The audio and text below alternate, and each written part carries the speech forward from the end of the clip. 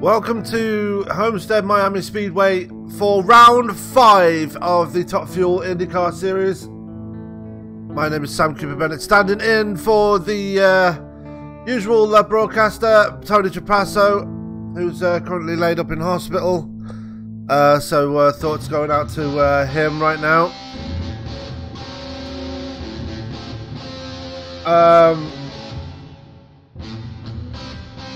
One man that is going to be memorised here tonight is Mr. Leroy Mickle. That is what the name is named after. It is tonight's race is called the Leroy Mickle Nothing But a Good Time event memorial at Homestead. Joining me in the booth right now is one man that joined me last night in the Indy Elite Series. That's Mr. Connor Hayder. Connor, I bet you'd wish to be out on track for this one. Oh, Connor's not here at the moment, but anyway, we are in qualifying right now. So without further ado, and before I go anywhere, before I do anything else, just want to point out that Leroy Mickle was a good friend of Mr. Paul Crumroy, who suddenly passed recently. Unfortunate circumstances there, and a very big loss for Mr. Crumroy. So thoughts going out to Paul, thoughts going out to the family of Leroy Mickle and everybody else that knew him and loved him as much as Paul did. But there is Mr. Crumroy now.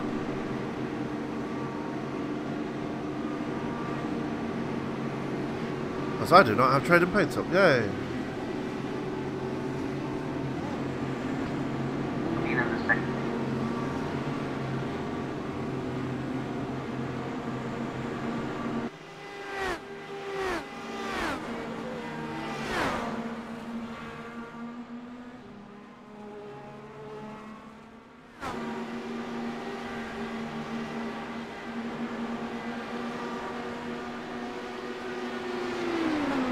So, Connor, for tonight, what are you expecting for tonight's race?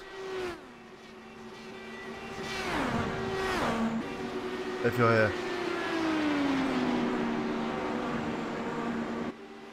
Maybe not. Anyway. Tonight is the Leroy Mickle Nothing But a Good Time memorial race. I keep calling it the 500. I don't know why. We're going to bring up the qualifying standings as they are right now. Bob Riley going to the top of the standings as Keith Moyato in second place. Kieran Brigelli in third, Sage Karam in fourth, Nate Siefka in fifth place, sixth place is Scott Brinson, seventh place is the man we're watching right now, Mr. Paul Crumroy, eighth is Jeff Webker, ninth is Johnny Antonucci, and rounding out your top 10 is Jeff Hollingsworth. Karam winning last week at Daytona, and Hollingsworth winning 2 weeks ago at Atlanta.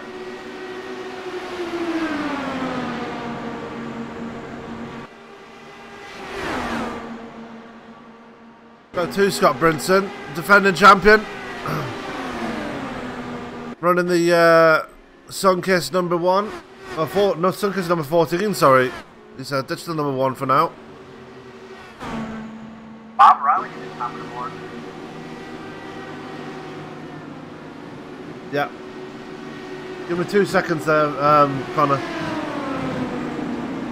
For some reason you're coming up on my other things other than the things I want it to. The rim is just come up and down. Yeah, just give me 2 seconds, Connor.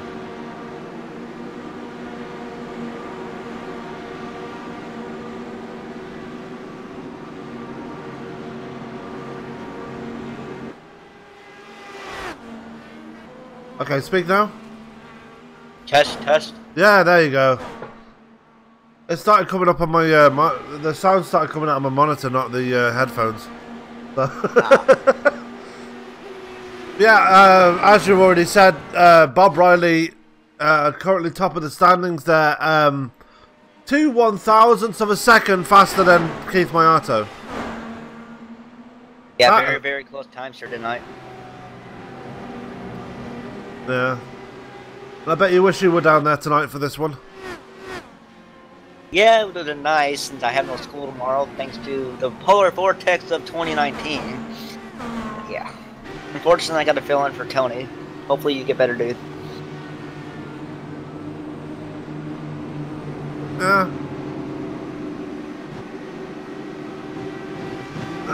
Either way, we've got a new driver in the field tonight, Mr. Rolf Just of the DH part of the world. So, reaching out to all kinds of different parts of the world in this series. We've got this sensational Swede there, Mr. Marcus Hagman.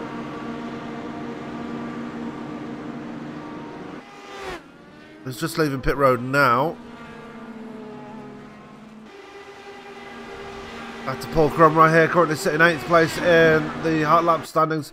Kris Walker just replaced Johnny Antonucci into the top 10 after Johnny Antonucci actually replaced Jeff Hollingsworth into the top 10. So Antonucci having a better run here tonight. Bob Lacavara in P13 right now. And the blue, white and gold conversion composites machine, as he's going to bring a pit side as well now.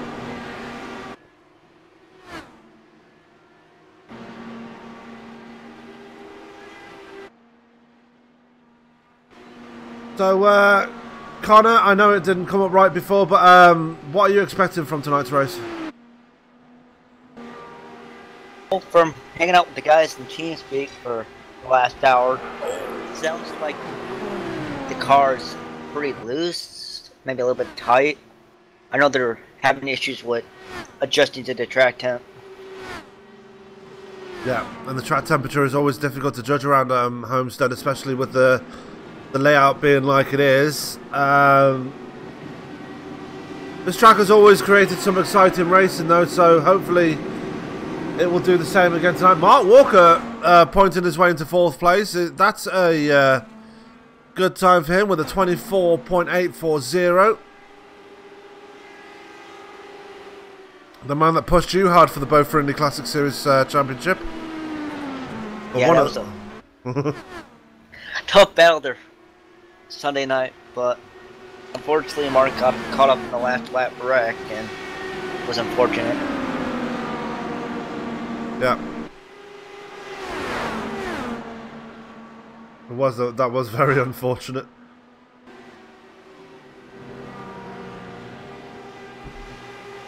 One man back in the field here is Rick Condorfin. He's right there in that silver number 41 machine, just behind Dylan Vose. There he is in the green and black machine. Tequila Patron machine, actually. Been a long time since I've seen one of those cars run around the track.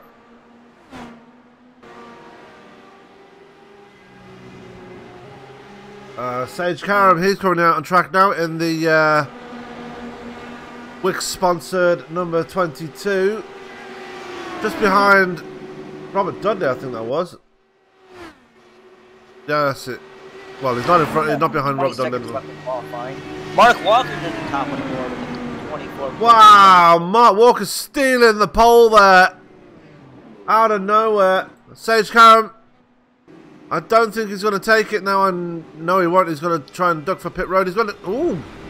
Oh. That was sketchy. Mark Walker taking names like he was doing Sunday night with grabbing a pole. Yeah, as he takes away pole position. So with that, we are going to bring up the ticket. And we are going to go to the grid for tonight's race. And starting up on the pole, as we just mentioned, with an unofficial lap record of 24.747. That is Mark Walker out of Ohio. He'll be joined on the front row by Bob Riley. On row 2 will be Keith Mayato and Kieran Bugelli. Row 3 will be Scott Brinson and Sage Karam. Row 4 will be Nate Siefka and Paul Crumroy. And row 5 will be Jeff Wilker and Damon Martinez. And Paul qualifying for him. Connor, do you want to do some? Rounding off your top 15 is Kris Walker Top in 10. 11th and Yeah. Chris Smart in 12th. P13 is Johnny Antonucci and Jeff Hollingsworth in 14th. Bob Lacavara and Mac Burkhart in 16th. Jeffrey Price in 17th. Marcus Hagman starting 18th. Cody Dempster starting 19th. Robert Dudley starting 20th. And Rick Hunderfeen in 21st. Raul Alvarez starting 22nd. Chris Bean starting 23rd. Kevin O'Brien starting 24th. Rolf Just starting 25th. Dylan Vose starting 26th. David Gainford starting 27th. And rounding out your field is Mark Robertson starting 28th. Yep, the Canadian starting shotgun on the fence. An all-Canadian back row, actually. So,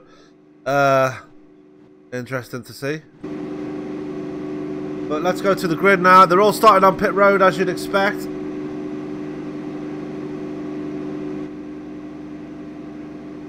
We're going to go to the pit exit here.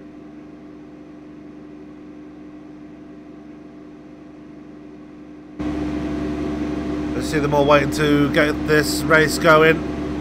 And we're eager to get this race going as well. But there goes the pace car. There go the drivers.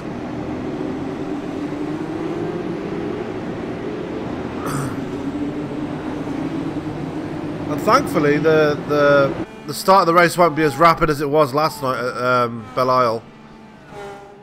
Yeah, I was expecting them to do a full pace lap last night. I wasn't expecting them to just go down a little bit of a straightaway and the pace car just to duck off and everybody goes. iRacing loving to surprise us, as always. Anyway, Mark Walker in the 00 has the pole position. He has Bob Riley to his outside, Keith Mayato and Kieran Bergelli on row 2. So watch for those four to duke it out. Bob Riley has had a relatively strong start to the season. He's been doing okay. Scott Brinson would love a good result here tonight to get his championship defence back on track. Last couple of races not had the results he really wanted. I know Daytona last week was particularly tough as pace cars off, and for Tony this is what we say, Grandpa Papa Viagra, it's time to get it on at Homestead for the Leroy Mickle Nothing But a Good Time Memorial. So straight off into the lead there goes Mark Walker. Into second is Bob Riley. Bob Riley almost immediately going to try the outside line on Walker. Here comes Keith Mayato as well. Brinson gets a good start. He jumps up to 4th place with Sage Karen right on his tail. Kim Bergelli, a bad start for him. He drops down to 6th. And Nate Siefka, he has got Paul Crumright and Damon Martinez all over his rear wing right now. Back at the front there, Mark Walker under pressure. Here comes Keith Mayato to the outside. Yeah, Keith Mayato having a great start. Started 3rd, is already up to 2nd. That's Bob Riley. He's got Brinson up to 3rd now. Yeah. Trying to get to the front. This is one of Scott Brinson's favourite tracks here. So he's won here multiple times. He definitely would love to win here again. You see him right there in the number 14 Sunkist Machine, as it's going to be 3 wide here. Bob Riley doing the right thing and backing out of it as Brinson fighting to the inside of Keith Mayato.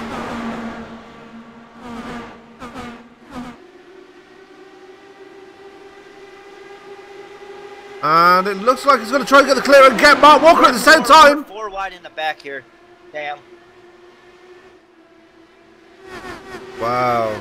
Starting with Jeffrey Price in that, is it? Yes, sir. With Jeffrey Price, Robert Dudley, Bob Lacavara and Johnny Antonucci having a battle there. Chris Bean is right there, as is Johnny Antonucci. Rick Hunderfeen is right there too. Scott Brinson's the new leader. Yes, he did. When he overtook Keith Mayato, who got such a big run and managed to overtake Mark Walker at the same time. Mark Walker now under pressure from Sage Karam. Sage Karam just pushed up into Mark Walker. Yeah. Mark Walker survives. Yeah. Wanted to get away from that as quickly as possible, so much to the point that it took him back to the lead. Here comes Sage Karam on the inside.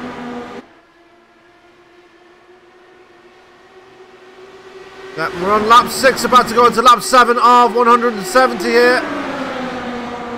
Karam to the inside of Scott Brinson as they make their way through 1 and 2. And he makes it stick. Sage carrying him to the lead.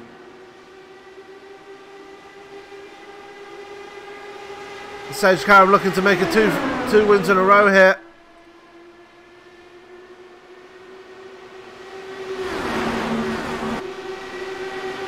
And he's up there on the lead. Scott Brinson going to move back up to second place here, followed by Keith Mayato, who's going to run behind him.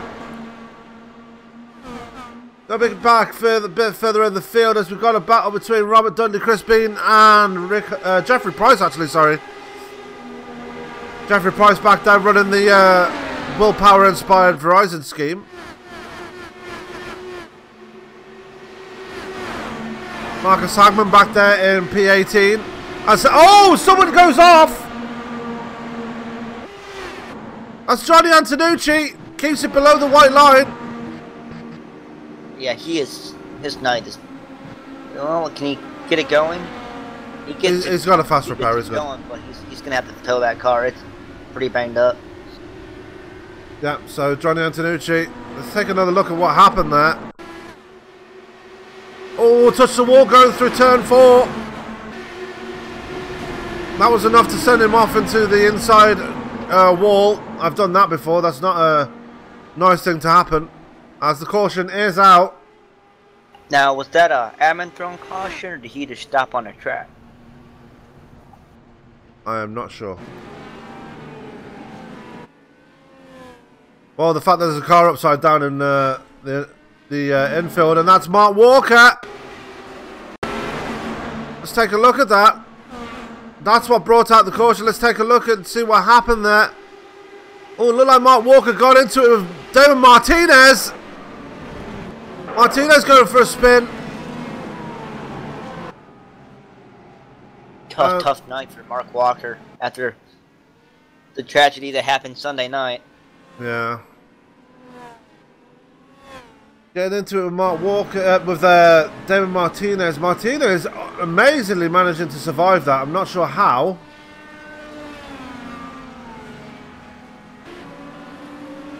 Got a bit of wing damage though for his troubles. But anyway, as the caution came out, Nate Siefka made his way back up to the top 5. So good run for him. As they're bringing it down pit side now.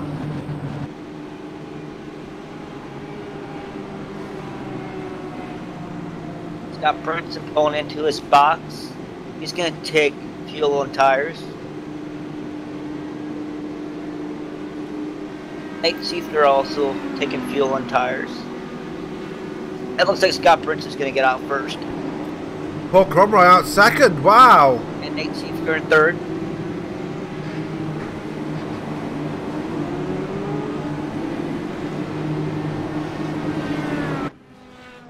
Well, it looks like Admin gave an EOL penalty out to Antonucci. That was probably because he was limping.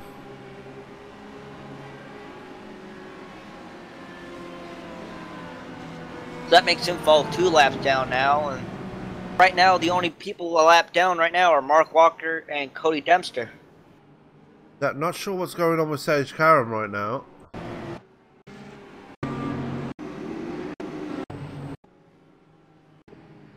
Let's go back and take a look. Oh, I think his connection dropped, did it?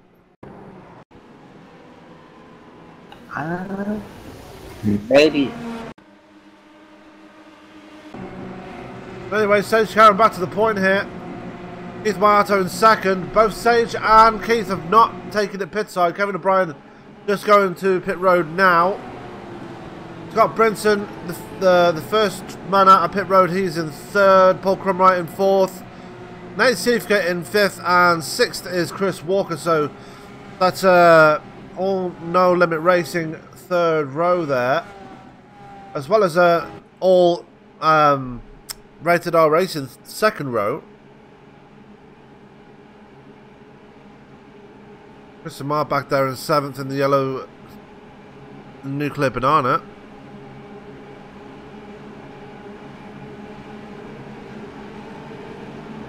In right there, just coming round in towards turn 3.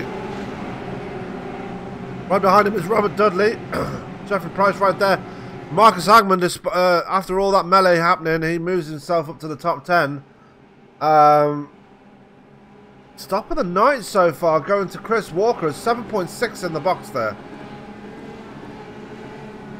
So very fast pit stop by the man in the 23.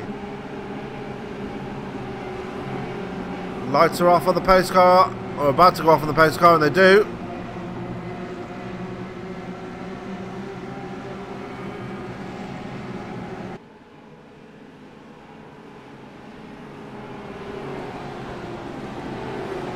So, about to get them going again on lap 15.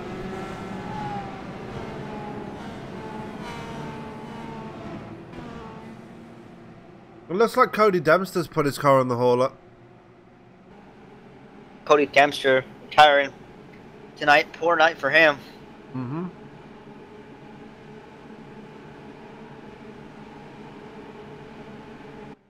Yep, his night is done. So, shocker there. Meanwhile, these guys are heading down the backstretch, getting ready to go into turn 3.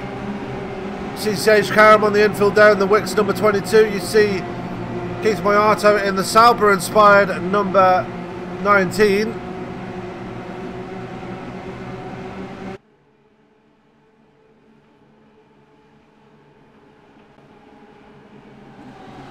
Gonna make sure I am live. Pace cars off and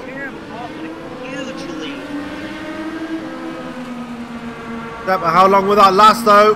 By the time they get onto the back straight, Moyato is catching him. Yeah, that's always happened. If you get an early jump, it's always going to be big trouble for you if you. Out to the outside. Yeah. Sage Karam on the bottom, and you just can't make it work. Sage Karam's still your leader. No, he can't. As Moyato trying again on the outside there. Not going to be close enough this time around.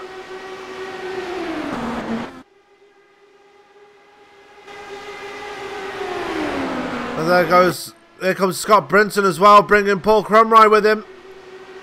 Nate Siefka right there, Chris Walker right there as well. Keith Moyato in bigger is going to try again on the outside. It looks like he's going to get a better run this time, aided by Scott Brinson and Paul Crumry. Will he get a better push? Crumry going to drop to the bottom. There again. Paul Crumry looking to make a pass on the bottom. Yeah, Karam fending him off there very quickly.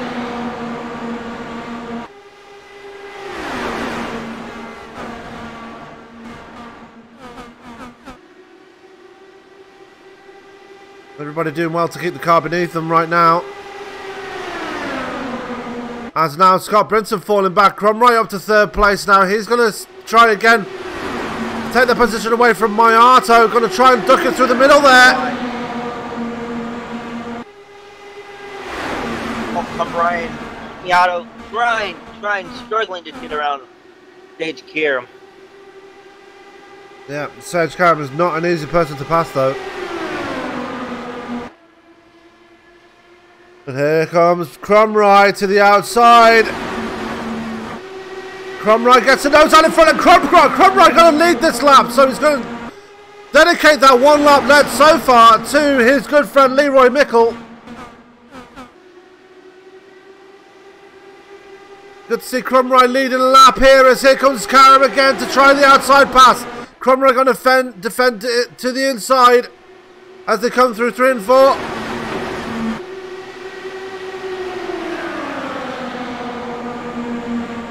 Crumry getting very close for Sage Karam there. Sage Karam got it back. Yeah. But for how long, Sam?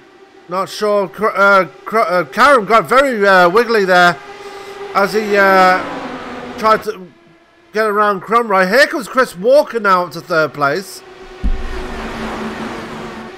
You see positions changing very quickly here as Chris Walker third, Scott Brinson fourth, Chris Samard up to fifth, Nate Siefka has dropped all the way back to 8th place now, just ahead of Kieran Brughelli. Marcus Hagman on a roll, started 18th, all the way up to 10th already. He's having a good night so far. It's just dropped to 11th as Jeff Hollingsworth has now got by him. Mark Robertson started 28th. He's up as well. Yeah, you see him there in the light luminous screen machine, just being passed there by Chris Bean.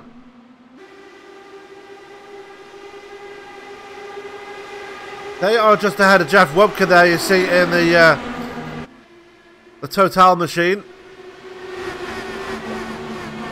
They're just ahead of David Martinez. I wonder. No, he got the front wing fixed, but David Martinez not having the race he wants here tonight. He's probably taking it conservative now that he's burned a fast repair, maybe. Maybe, but he's got Dylan Vose all over his rear end here. As here comes Vose now, try and make the inside pass on Martinez. Not going to make it work. Bob Riley, the man that started second here, is all the way back down in P18. Another man probably taking it conservative here. He doesn't want to get into any big trouble early on, as we're only working lap 125 of 170 here. Yes, Sam, and the one guy that's having a rough right now is Mark Walker. He's currently 2 laps down, running 26th. And caution's out, Sam. Caution is out, and that is Paul Crumright, I believe. Paul Crumright still coming around. It's Keith Mayato anyway. Let's take a look at Keith Mayato. Oh, gets hit in the back by... Oh, that is a big crash between Keith Mayato and Robert Dudley. Robert Dudley ended up in the catch fence there. Let's take another look at that. And Robert Dudley getting a run there and just not using situational awareness to his advantage there. Not sure if he knew what Mayato was doing. Should we go to the vomit cam on that one, Sam? Nah, it wasn't spinny enough.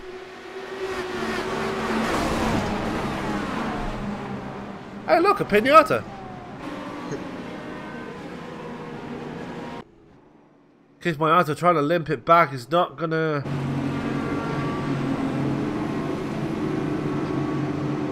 do it that quickly, as he's finally had to tow it. No, he hasn't. Still trying to make it. Trying desperately to get back on the stay on the lead lap. I can tell you, it is very, very Tetris getting on the pit road here with a damaged car like that. Yeah, there goes Mark Walker getting his lucky dog. Mark Walker now 1 lap down, up to 25th.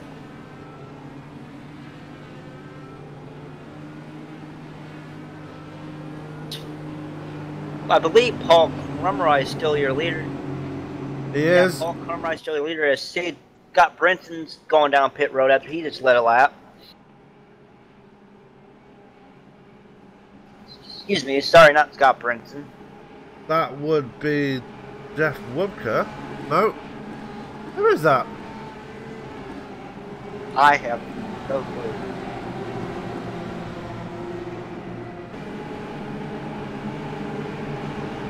That's Johnny Antonucci. Yes, Johnny Antonucci, sorry. Well, Johnny Antonucci's 2 laps down, so he won't have led that lap. He was just trying to get a wave around.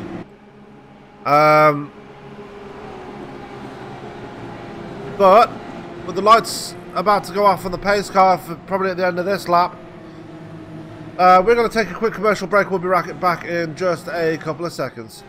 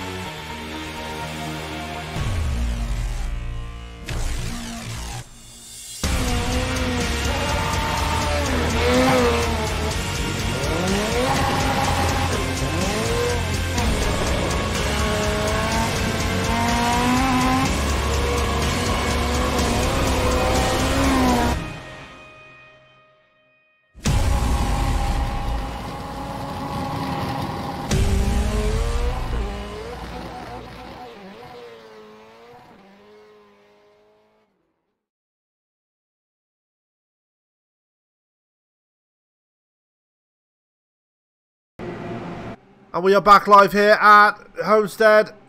About to get them going once again. After probably one of the scariest crashes of the night here between Keith Mayato and Robert Dudley. But Paul Crumroy picking the outside line on this restart. Not sure if that outside line is going to come into play this early, but here we go. Pace cars off and we're underway again. Crumroy getting off to a great restart there. I was actually wrong then. Sage carrying off into second place, and Chris Walker getting the jump on Scott Brinson on that restart and moves his way up to third place. Yeah, Chris Walker up to third, trying desperately to get around Sage Karam, and Sage Karam's on a roll trying to get around Paul Crumroy. He wants that lead back. Yeah, you see him pinching him down slightly as they go through 3 and 4. Crumroy going to fight back though as they go towards turn 1 and complete another lap. Yeah, and that bottom line, Sam, is Tetris. If you want any way of keeping your lead, you got to hug that yellow line around the corner. And we're 3 wide now for the lead as Chris Walker is trying to get around him on the top side, but isn't going to work. Yeah, and Chris Walker's got backup coming because I noticed this poking his nose out just a second there. Jeff Hollingsworth has just forced his way up to 4th place as well now. He is a man on the move. Yes, Jeff Hollingsworth 4th right now. You're wondering from Sunday nights, both for Indy class. Oh, we got a spin in the background. Matt Burkhart manages to keep it going, but we're back under caution. Take another look at that.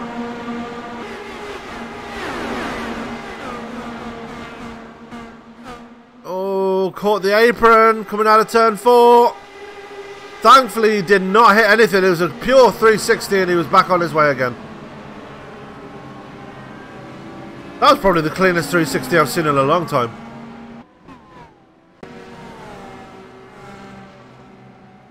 The caution number 3 now of on lap 33 of 170. Take a quick look at the weather right now. Partly cloudy conditions, 80 degrees Fahrenheit in air temperature. As that gives us a track temperature of 92 degrees Fahrenheit. Again, just as I said on Sunday, the temperatures and the weather not real life representation of what it's really like in Florida right now. Yeah, very, very nice weather in Florida as it's a whopping negative 15 degrees here right now, Sam. And it feels like negative 20 outside. I was going to say, I was going to ask you what the wind chill was like. Yeah, I went outside to go get some McDonald's here about a couple of hours. And it's not fun. Yeah, just get yourself a nice Eskimo jacket, you'll be fine.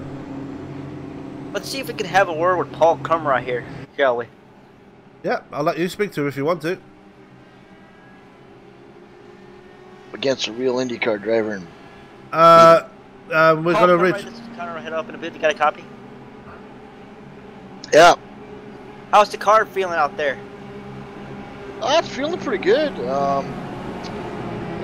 Up here with the clean nose, it's really sticking to the track pretty well. I don't seem to have any problems. I know I had some tires more than the guys that went. The last 2 guys, I think it was Keith and Sage that didn't go and take tires, and that made a huge difference to get me up here on the point.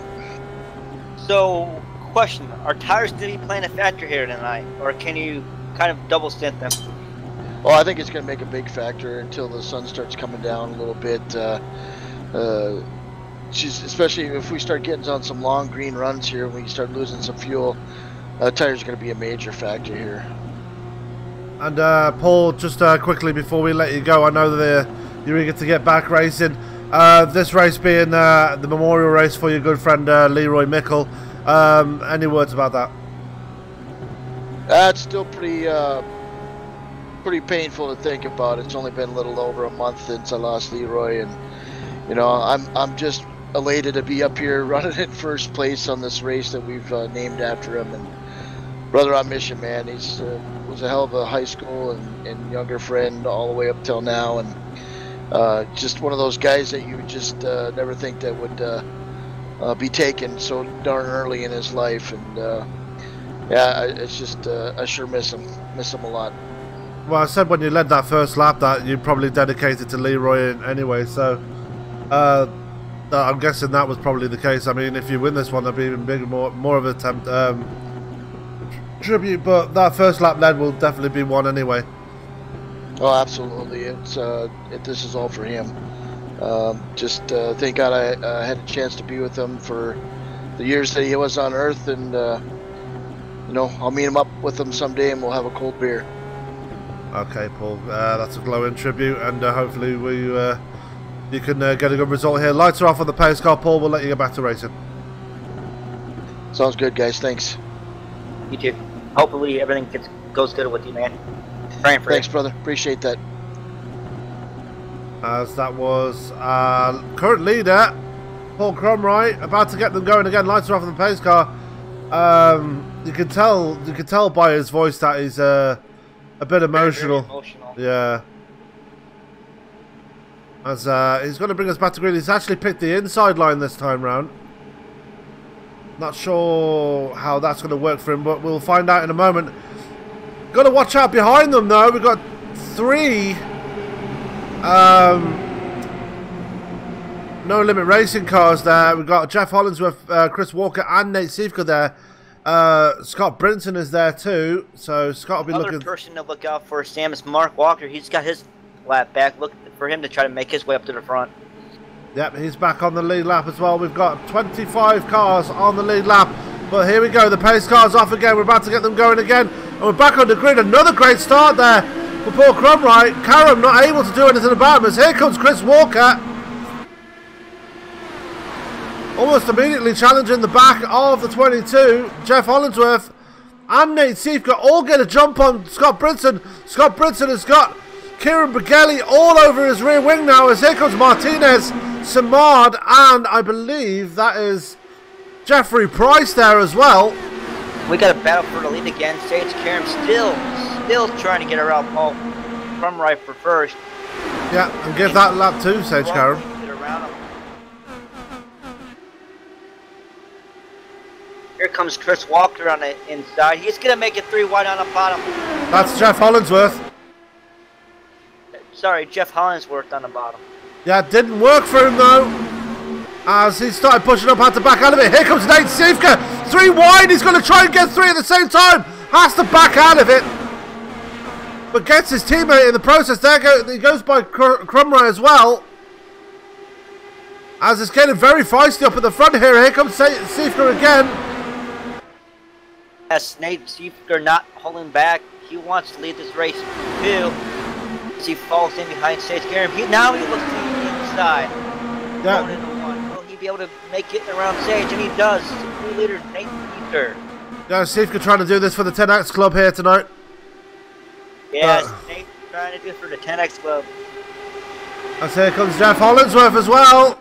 It's going to be an NLR top 2 right now as Cromroy trying to work to the outside of his teammate Scott Brinson, who's managed to get by him.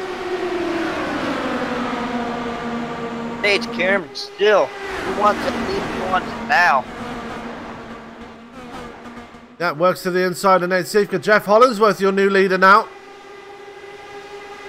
Nate Siefka getting the bonus point for leading a lap, and we're getting so many lead changes already. Hollinsworth defending to the inside. Is he going to get the lead going across the line? I believe he is, as he fends off Sage Karam to the line and give that one to... Inside going into 1. Yeah, we've got one man making his way out of pit road. Looks like Kevin O'Brien, I believe. Yeah, it is. Of Rated R Racing. Sage Karam back to the point, but only just as Hollinsworth gets a better run going into 3. Scott Brinson starting to work his way forward. He's on the inside of Nate Siefka. Doesn't make him work for now. Here comes Sage Karam again. He's got it, Tim. Now. Yeah, how long can he keep it though? Because here comes Hollinsworth again. Looking back on the inside again. Yeah.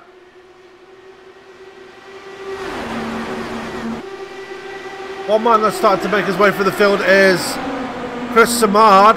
He is your points leader going into tonight, so good to see him trying to defend that. It's a bit far back from the lead, though. He needs to kind of make his way forward if he wants to keep the points lead. Meanwhile, there's a bit of an inter-team battle here going on between Scott Brinson and Paul Crumroy as Brinson blinks out for a second then.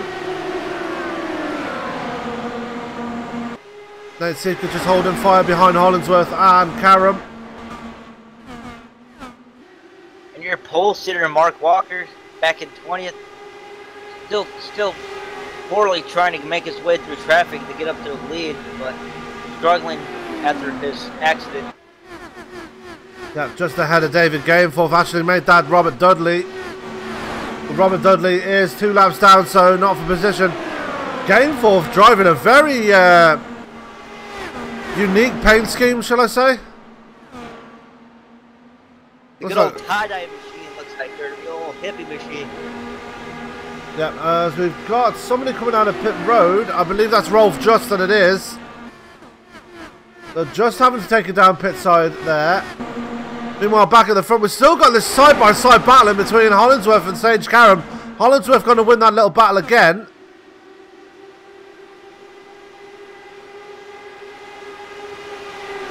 And here comes Karam again. Scott Brinson right there is up to 3rd place now. Crumroy just getting by Sivka, he's up to 4th.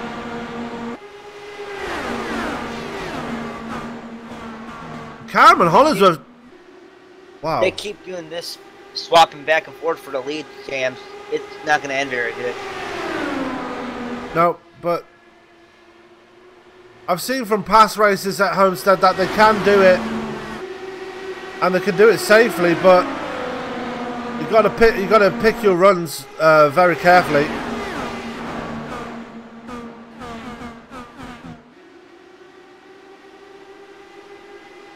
As here comes Karam again to the inside of Hollingsworth.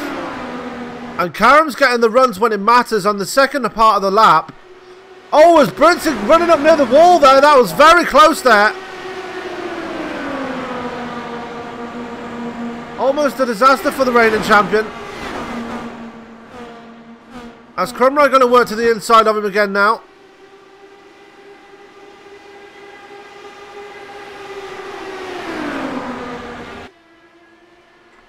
And Crumroy back up to 3rd. It looks like Brinson's starting to struggle in that car with those tyres, but here comes this battle between Karam and Hollingsworth is just going on and on.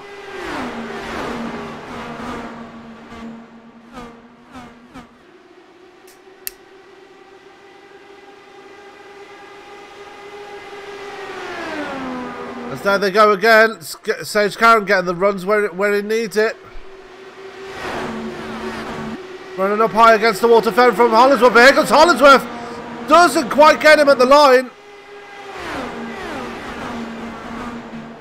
There's battling going on everywhere right now. As Brigelli gets around Sivka.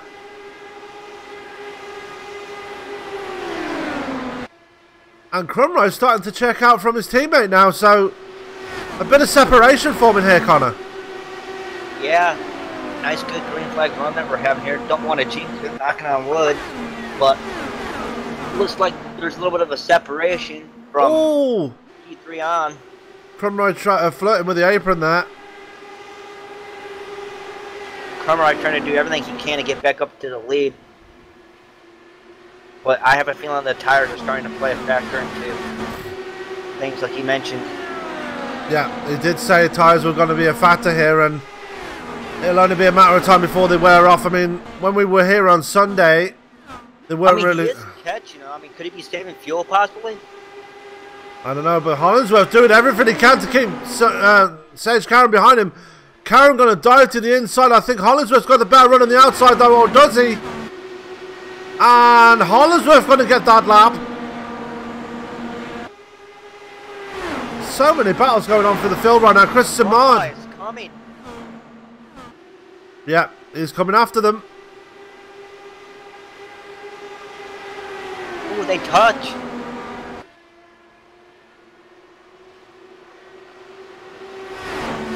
As Hollingsworth gets the position back and leads another lap here. I will say, Jeff Hollingsworth, since he moved to No Limit Racing, has been so strong this season. Being with one of the top teams in the league. I know No Limit Racing had a poor season last season, but seems to have got their act together. They are leading the team standings right now. Ahead of Rated R Racing. And Rated R Racing in 3rd and 4th right now. SKM is a team that needs to get their act together. As that, it looks like Raul Alvarez. No. I don't know who that was. That looked like, that's Marcus Hagman. Marcus Hagman in trouble here. Let's go back and see what happened to him. No, he's back down pit road again. Oh! Working to the inside of Raul Alvarez. Let's see what happened to him here. Got the apron, went sideways and hit the inside wall, just like Johnny Antonucci did earlier. Has to bring it down pit side to get the repairs done. So Hagman on the back foot here.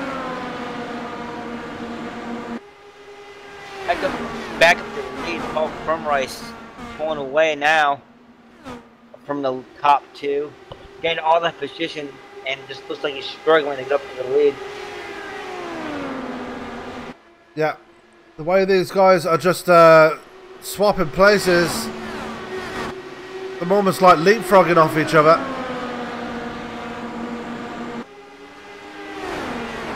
Helping to keep some separation going between themselves and Crumright. Crumright unable to close the gap as Scott Brinson almost in the wall again.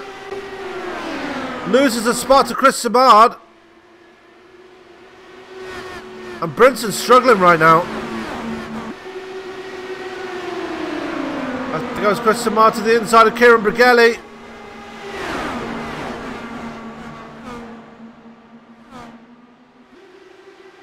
Gets the position away from Brigelli. Brigelli going to dive into the inside now and try and get the position back. Just sends it in there. Has to back out of it because he saw himself pushing up. Chris Samard going to hold on to the position for now. Here comes Scotty Brinson around Samard. Brigelli. Brigelli. Oh, Brinson pushing up the track. He realises it, has to back out. Lets Brigelli by again. I did notice Nate Seeker is back there as well. He fell backwards by a lot. And one man making his way back for the field is Keith Mayata. Chris Walker falling backwards as well. He's already on the edge of the top 10. He has got Jeffrey Price closing in on him. That's Marcus Hagman in between them.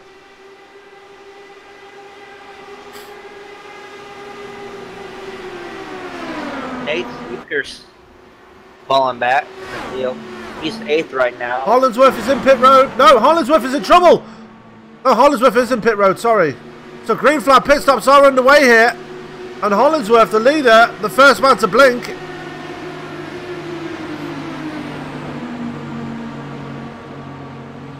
We're going to bring up the pit timer here and see what is going on here. Probably scheduled stop, I believe, Sam. Yeah. As the car's lifted. Yeah. Keep 4 tires and fuel, and he's away. Yeah, Karam. Next one to bring a pit side. Jeff Hollingsworth an 8.7 in his box. Not the fastest pit stop in the world, but with Hollingsworth taking a pit side, that's promoted Crumright back up to 2nd place. Question is, can he close in on Karam? Samard up to 3rd. We've got people taking the pit side. Then it's Kevin O'Brien. Kevin O'Brien back in pit road. He's been in pit road for a while now.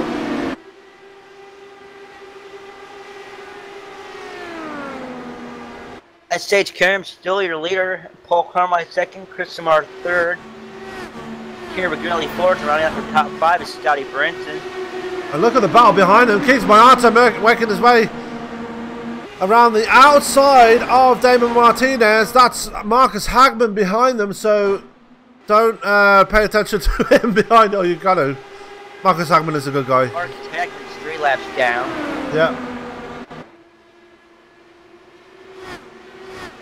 This battle between Mato and Martinez really heating up as Mato gets the position away. Cody O'Brien has retired from the session.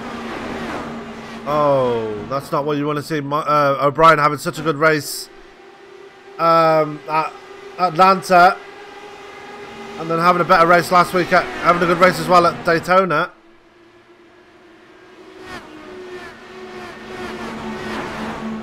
And somebody's in the wall. Oh, that is Kris Bean, and that's going to bring out the caution, I think, because he came back up on the track. Oh, he towed it already. Good. That's a tough night for Kris Bean. Oh, tried to save it, but just went round him again and into the wall. There's so many tyre treads in that grass there from the amount of people going off. And Jeff Hollingsworth, the only man that's been down pit road out of the leaders right now.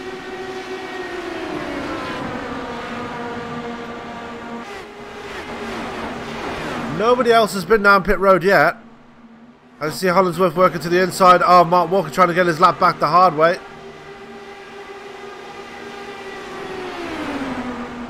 As we have 100 laps to go now. Yes, we do. There goes Hollingsworth again to the inside of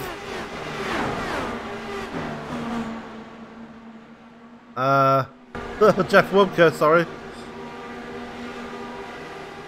But Sage Karam has extended his lead over Paul Crumroy to over a second now. And look at the battle between Chris Samard and Kieran Brigelli. That's heating up again now as Scott Brinson's right there. Keith Moyato is right there as well. And throw a blanket over those cars. Put it out. Put it out.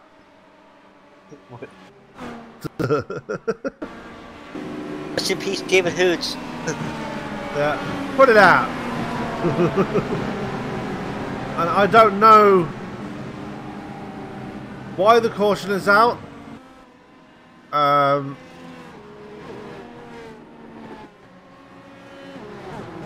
Take a look at Kris Bean. And this might be the reason why Kris Bean stopping it on pit road. That was good enough to bring out a caution here. And that has trapped Jeff Hollingsworth a lap down here. But he will get the lucky dog, thankfully. I was waiting for the drivers to bring him down pit road. Everybody's going to come down now.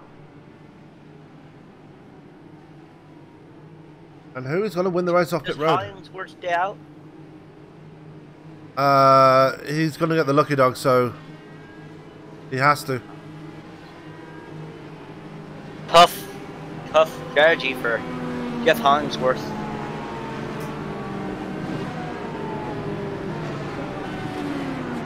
Yeah, that advantage he had going into during that green flag run, all gone away. Yeah, Sage Karam wins the race off pit road. It looks like, oh, Kieran Brigelli forcing his way out pit road there.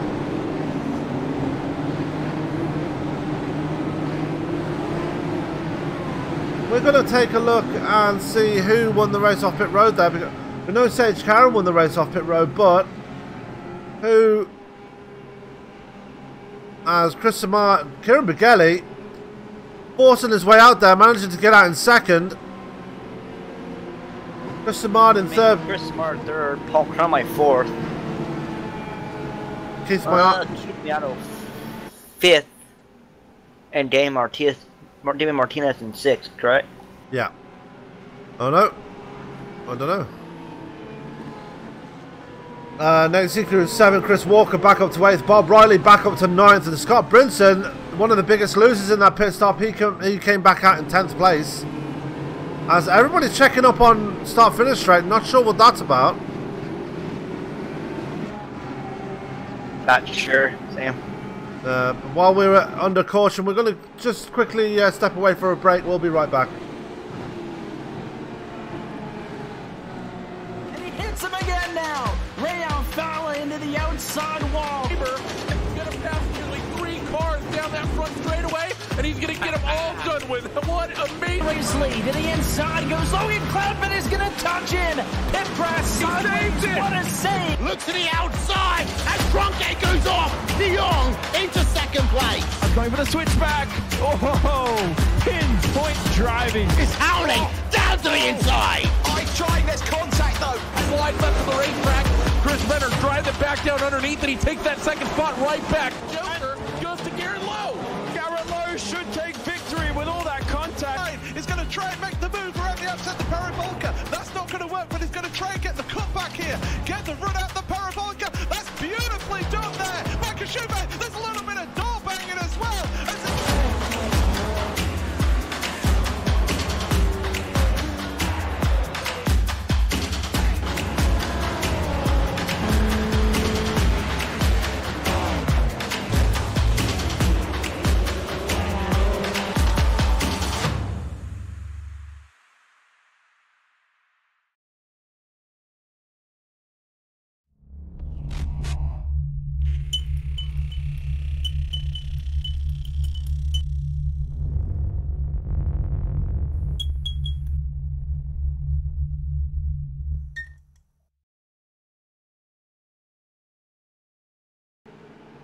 And we are back live here at Homestead.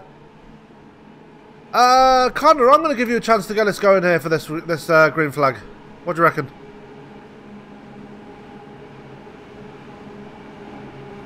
No? Yeah, I got it. Alright. As they make their way through 3 and 4. Not sure what Brigelli's doing here. He's backing off. Looks like he's trying to get a run on Sage Karen, maybe?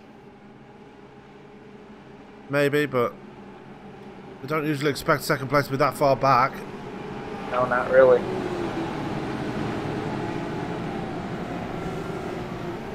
And Grandpa Papa Viagra, we are back racing here at Homestead. Love that. Sage Karen back up to the lead. And that's Karen Brigelli in second, followed by Chris Samard in third. Paul Crumroy with a big, huge momentum up to second. Yeah, he's going to get a 2 for 1 here, and he does. He gets Samard and Brigelli at the same time. Paul Crumroy on a charge here. He's going to go after Sage Karen as well now. Going to try the outside line here, going into 1 and 2. Not going to make it work so far, but Martinez up to 4th place as well now after that restart. Chris Samard fighting on the outside of him.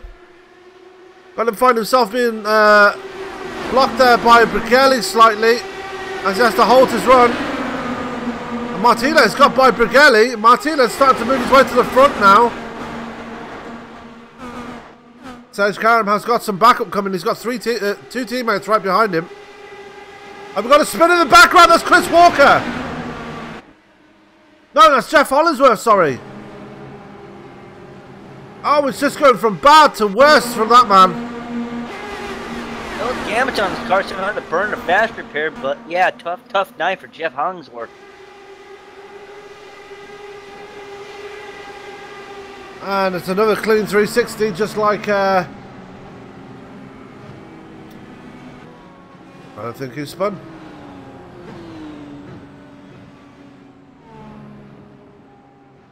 Whoever that last person spun... Oh, Matt Burkhart, sorry. Another clean 360 there for Jeff Hollingsworth, just like Matt Burkhart. That is caution number 5 now. So... caution's coming thick and fast here. But we still have a lot of drivers left in this race. We've still got 25 drivers running here. Chris Bean, Kevin O'Brien and Cody Dempster are out of the race. Yep. Robert Dudley with 2 laps down. Johnny Antonucci, 2 laps down in 24th. Rolf Just, 23rd, 2 laps down. Marcus Hagman, 22nd, 2 laps down. And Dylan Vos, 1 lap down. Should get the free pass. Yeah, should get it here now. He's crossed the line and there he goes.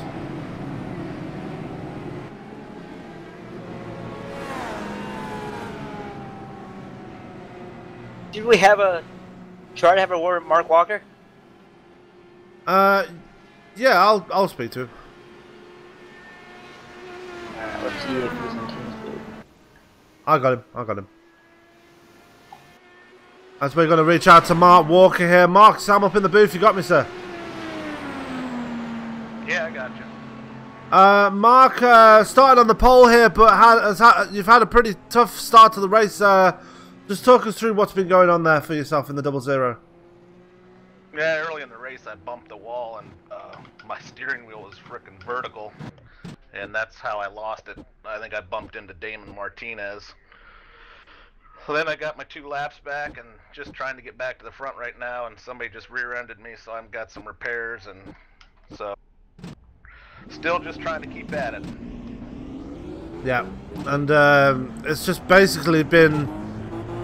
It looks like everybody's basically been trying to pick on you during this race since you started on the pole. It feels like you've been on the back foot since the start of the race. Do you reckon you can get it back from here? I don't know if I'll get back to the pole, but I think I'm faster than a few of the cars here. Okay, Mark. Well, hopefully you do get back up there and challenge for the higher points. But we're going to let you get back to the racing, and good luck for the rest of the event. Okay, thanks, Sam. That was Mark Walker. We're going to catch a word with Nate Schiefker? I'll let you speak to him, yeah.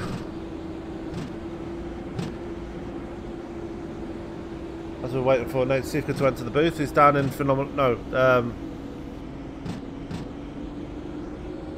where is he? Nate Schiefker, this is Connor Head in the booth. You got a copy? Yes, sir, I do. So you started 7. You're currently in 7. Talk about your night. Well, pretty. I've been sitting in the top 10 all night, so I mean, it went to the front, led a lap, so I got a bonus point for that, which is, you know, all I needed. And, you know, we're just kind of riding it out there. I struggled in that long run there a little bit. Just didn't get my runs right, and I let people, you know, it's early, so I've let people, you know, pass me.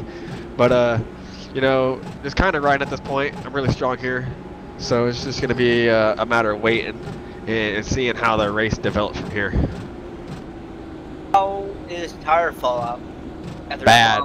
It's pretty bad. I'd say it's pretty poor. I don't want to give you any numbers away, but it's one of the worst ones I've seen. The tires get pretty hot, but they cool off if you let them cool off. So if you can manage your tires, I think Keith did a really good job that run of doing it. So if you can drive it like Keith, you can get through the field pretty easily. Right on. Well, we'll let you get back to racing as we're getting ready to go green here, and we'll try to have a word with you later. Well, thank you, Connor. Nate Schiefker tonight's club. Managed to get that in before we went back to green, before you sent them away. But yeah, about to get them going again, and Schiefker's sitting back there in P7 right now, so hopefully he can get further up the field. But Sage Karen in control of the field. Let's see what Paul Cromroy can do this time round. He managed to get 2 for the price of 1 last time, and Cromroy... Yeah. As Paul Cromroy is still looking to go on the outside of Sage Karen. He wants to lead this race again. Yeah, and here comes Damon Martinez though. Watch for that man in the 13. Very close there. Yeah. Looking on the outside of Damon Martinez. We have a 4-car battle for the lead.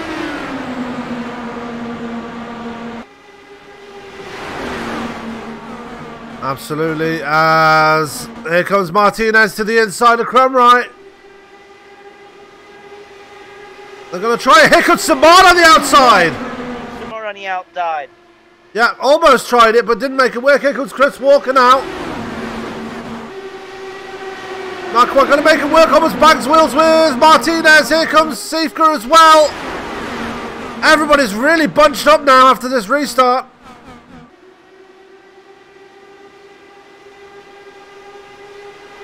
As very close between Cromroy and Karen. Here comes Nate Schiefker. man, we just got to. It's up to 5th. Yeah, just got by Damon Martinez, who's starting to fall backwards. Bob Riley is up there as well. He's up into P7, just working around Kieran Brigelli, who's starting to fall backwards. Scott Brinson starting to make his way forward as well.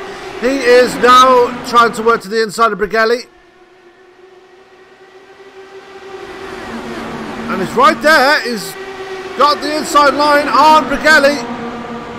And here comes Nate Seifter. Nate Seifter trying desperately to get back up there to lead another lap. But we got a wreck! Oh. I don't know. That's Kieran Brigelli. That's Kieran Brigelli. And we see that there. It happened between Brigelli and Brinson.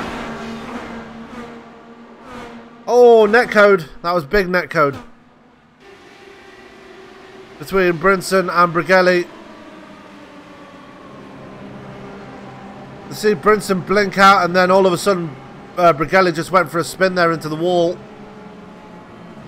And that is what we call netcode, ladies and gentlemen.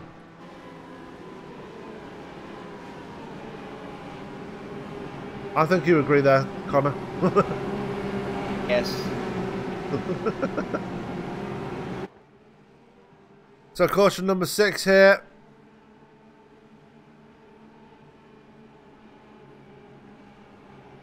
A huge contrast to the race we had at Atlanta when there was no cautions. As they're going to bring a pit side again here.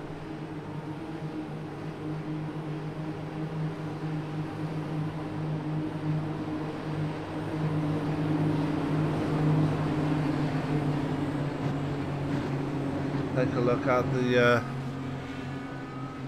pit camera here again. Let's see if Sage can win the race off pit road again here. For this race, you see Bob Riley there, just drops into the second box there. There is Keith Maiato. And Karen again going to win the race off pit road. Here comes Crumroy. Followed by Crumroy and Nate Seifter and Chris Walker. Yeah. And Mark Walker's staying out, and Mark Robertson's staying out, sorry. As well as Marcus Hagman and Johnny Antonucci.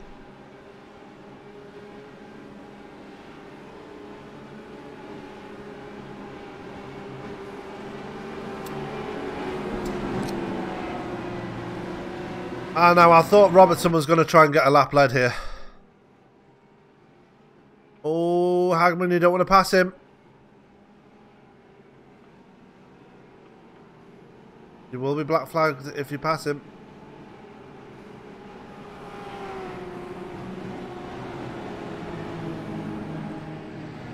And it doesn't, so good heads up driving by Marcus Hagman.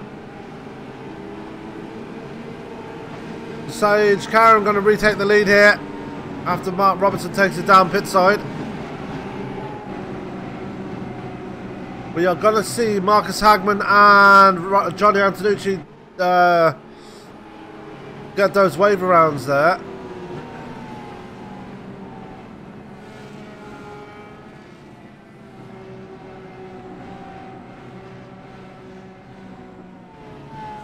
We try to have one last word with another driver. Yeah, I'm going to speak to Scott Brinson and see what his thoughts are. I'll grab it. I've got him. I've got him. Scott Brinson, Sam up in the booth. You got me, sir? Yeah, yes, sir. Just hang on 1 second. Hang on. I got an admin thing here going on. Okay.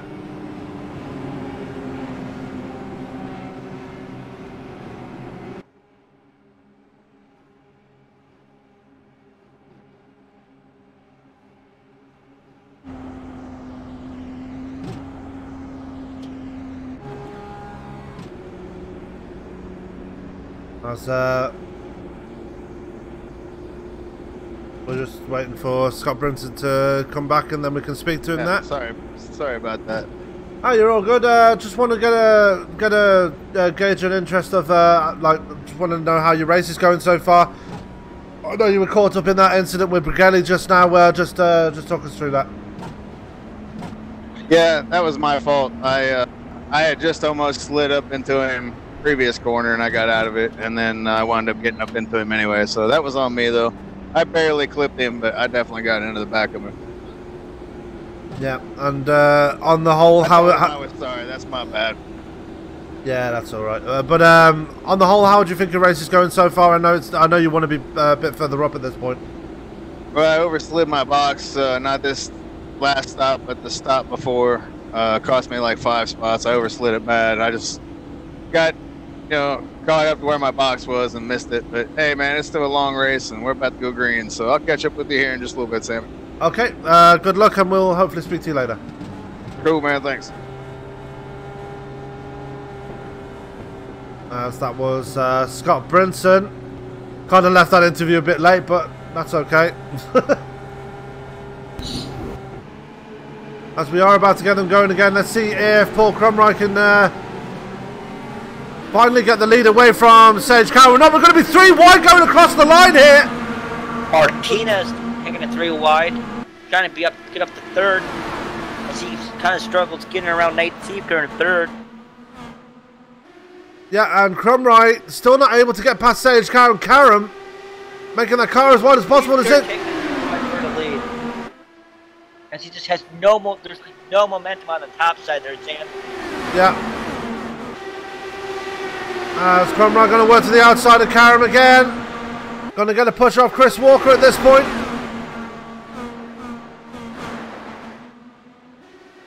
Not going to work this time. Bias! Oh, Crumroy almost gets it to the side of Walker. As Karam... Yeah, Karam down pit road, and that's going to give the lead to the race to Chris Walker here. Well, is this the scheduled stop, or is there an issue with Sage Karam?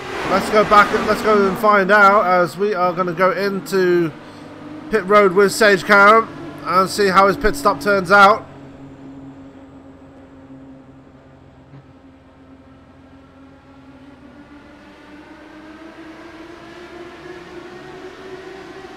He's down and away. Oh. That was very strange. Yeah. As Crumroy finally gets the inside line on Chris Walker. And Crumroy to the point. Yeah. Paul Crumroy to the lead. And Bob Riley up to 3rd place. Riley's on the move. Still trying to get around Paul Crumroy for 1st. As Bob Riley is up in the battle. Bob Riley taking it 3 wide, looking to take it 3 wide on the bottom, but doesn't. Yeah. Crumroy has the lead. Chris Walker in 2nd. Bob Riley trying to take that 2nd place away as goes Bob Riley to the inside of Walker now. Walker giving them plenty of room. Not going to make it work as here comes Jess Hollingsworth now. Nate Seifka right behind him, Damon Martinez right there, Scott Brinson behind them in P7. We've only got 24 cars left running here. Jeff Hollingworth looking to take it 3 wide. We got a wreck. Oh, we got a big wreck, and that's Brigelli again. Got hit in the face with an Indy car. Caution's out. Yeah, Brigelli in it again. Take another look there and see what happened. Trying to force the 3 wide there. And he just came down on Jeffrey Price. And that was going to be it for him. Yeah, and Chris Mard, just tough night for him. Just takes the IndyCar straight to the face. And that is going to severely hurt Sage Karam as he is now trapped a lap down. Well, he won't be for long because he'll get a lucky dog, but he got caught a lap down there. Wasn't expecting the caution to come so quickly, but Bob Riley's going to take over the lead here as he stayed out. So did Scott Brinson. Raul Alvarez stayed out as well. And Raul Alvarez staying out. Paul Crumroy bringing it pit side here.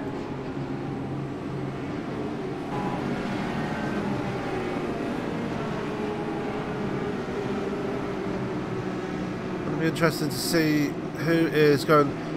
Sage Karam bringing it down pit road again. So And almost like Paul Crumry got out ahead of everybody again. And he did, as we're just waiting. We're just watching everybody make it out of pit road right now. Should we try to have a word with Sage Kieran to see what's going on? No, we'll wait a bit.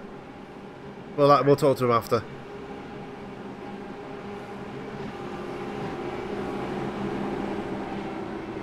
So, Sage Kieran did go down pit road. That's going to keep him 1 lap down. Unfortunately, Kieran Beghelli's night is going to be over. And Kieran going to have an EOL here because he came into pit road before it was open for him. That's going to put him to the back of the field. So, Kieran... Still stuck a lap down. Yeah. And he's being put to the back because he entered the closed pits. I wonder if on the last fuel stop he was wondering if it would go green and just take fuel, or... I think he was trying to play the fuel game.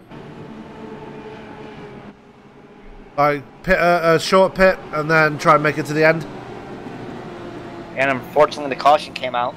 Yeah.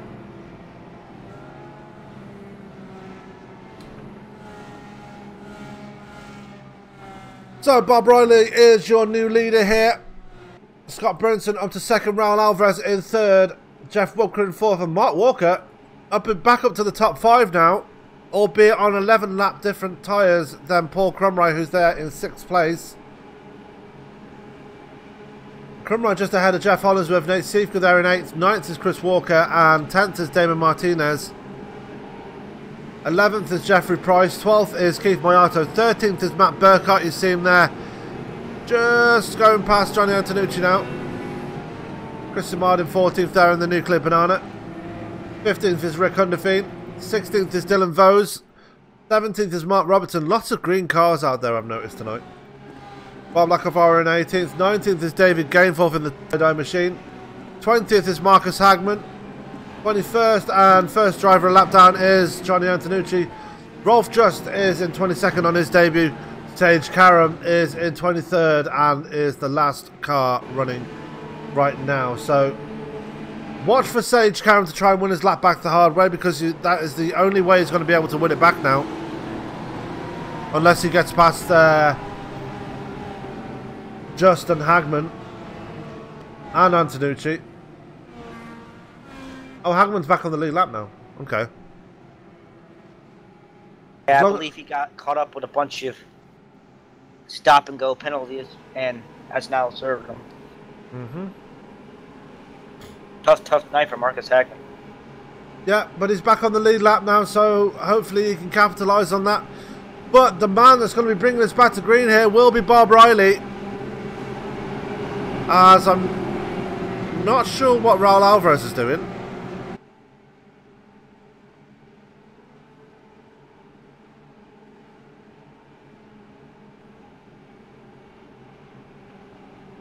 Alvarez falls back in line. Wubka on the outside there of the second row. That's the highest we've seen him so far since his entry into this league. As pace cars off, and Bob Riley not wasting any time, and we're back on the green. Well, Paul Crumry having a bad restart there. Yeah, he did. As there goes Hollingsworth to the inside. Finds a literal roadblock in the shape of Mark Walker though. And you're posted or Mark Walker. Oh! That was almost carnage. Yeah, Chris Walker forcing his way by his namesake. Chris Walker really blocking like crazy now. What is that about? Chris Walker on a charge right now. That's probably the most vicious block I've ever seen. And Chris Walker moves to the inside of Raul Alvarez, dispatches him very easily. Now going to set his sights on his teammate Jeff Hollingsworth as they go towards turn 1. Yeah, Team No Limit looking to have a great night tonight as Jeff Hollingsworth He's now to second. Looking to have a battle for the lead around Bob Riley. And he takes the lead from Bob Riley, so that brings him to first. We have a battle for second with Scott Brinson.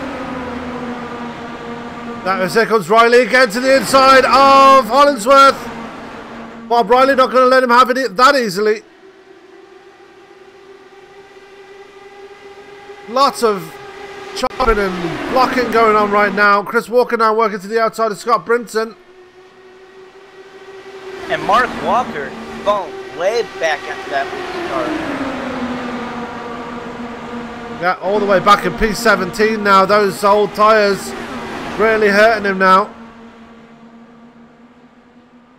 I'm guessing he was hoping for a quick caution and he's going to get it now! That's Chris Samard down! Big junk there. That's Mark Robertson. That is Bob Lacavara. I'm pretty sure I just saw Marcus Hagman going through the going for a ride. It won't even let me click on him. Yeah, it was Marcus Hagman, so Hagman's night is going to be done here. Take a look at it from Marcus Hagman's perspective. We saw Chris Samard coming down the track there. Oh my goodness me. Looked like he got caught up in that. He's got a little bit of front wing damage. Yeah, but look at Marcus Hagman's into the. He went into the inside wall like a lawn dart.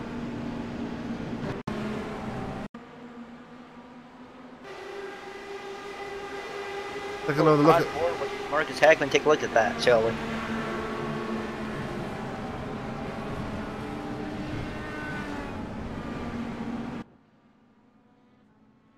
Take another look. Okay. This night's done.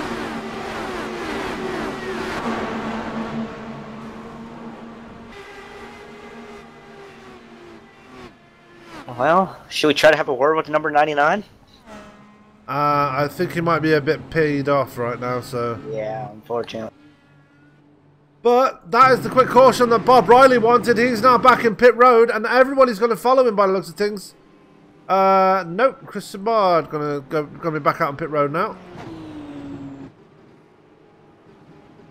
I am surprised with as many times as that number 27 Pennzoil machine has been hit tonight, it is still running. I'm surprised he was able to get it back to pit road as quickly as he did. Yes, because he took an IndyCar to the face, and recently just that caution. Yeah. So Chris Samard going to be in the lead. Jeff Hollingsworth winning the race off pit road. Bob Riley off third. Fourth, Scott Brinson fifth. Chris Walker sixth is Paul Crumright. And you know Crumright will be looking to get himself back to the front as quickly as possible. Siefka in seventh. Eighth is Raul Alvarez. Oh no, eighth is Raul Alvarez now. Okay. Ninth is Jeffrey Price, and running out of top 10 is Keith Moyato. It looks like... Did I just see that on the infield deck? Sage Cam's bringing a pit side. No, it's not. That was actually Rolf just bringing a pit side. Bringing Chris Samard with him.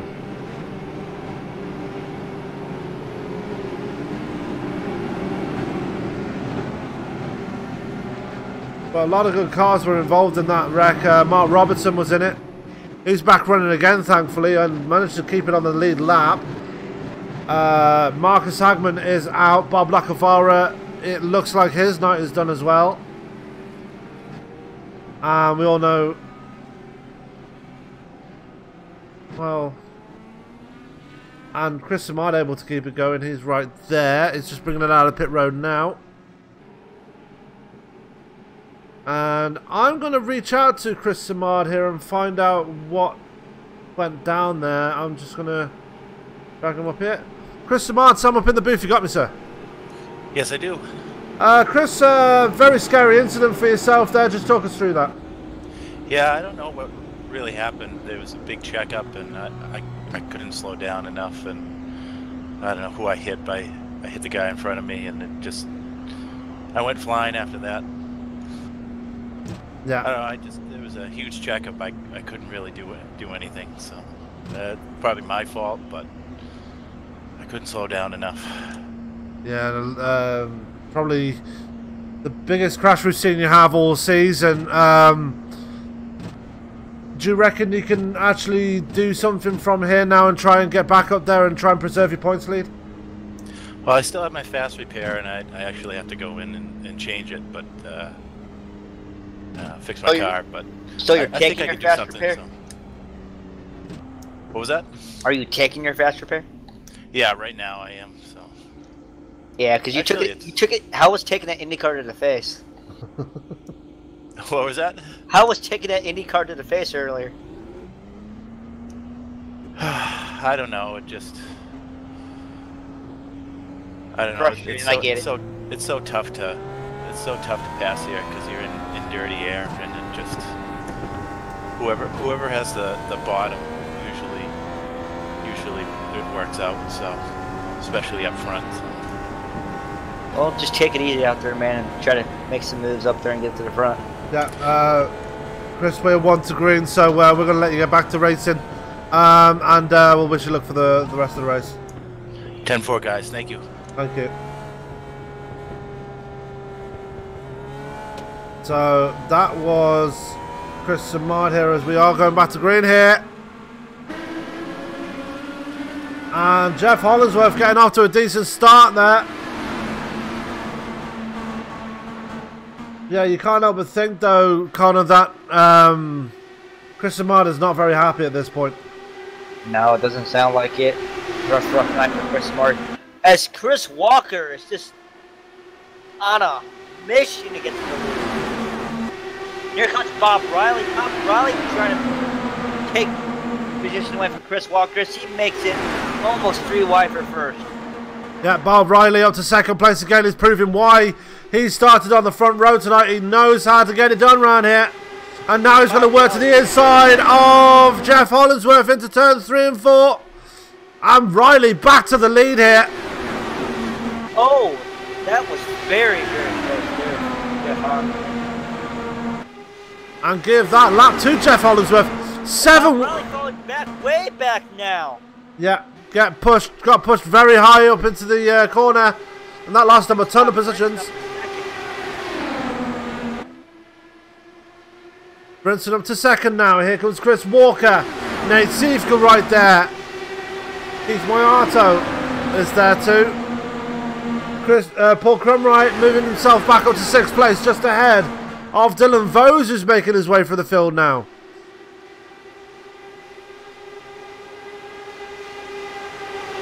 Yeah, Dylan Vose. There comes Brinson. Started 26th. He's looking to have a good point tonight. Yeah, as Brinson to the point now. He's going to get that first lap led. So Brinson has led 5 laps, only 5 laps, but is making them count right now as he's now to the front. Here comes Paul Crumwright now up to 4th place. He's eager to get himself back to the front as we're 3 wide for the lead.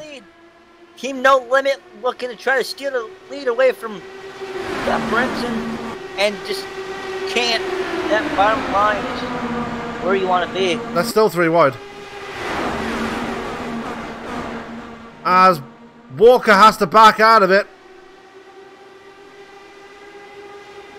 And Karam starting to make his way for the field here. Be up to the top 10, Sage Karam. Yep, gets to the inside of Raul Alvarez and takes it away from him. Good move there by the man in the 22, but he's on much older tyres. That might hurt him in the long run.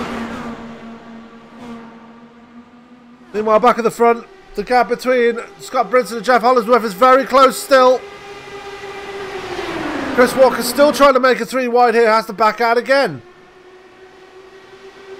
Yeah, Chris Walker and Kerry. Oh, here we go. And there it is. Brinson pushed to the outside. As contact between Walker and Brinson. And Walker and Grumroy. There was contact between Walker and Brinson as well. Oh, they're 3 wide, and Chris Walker's around. Keith Moyato's around.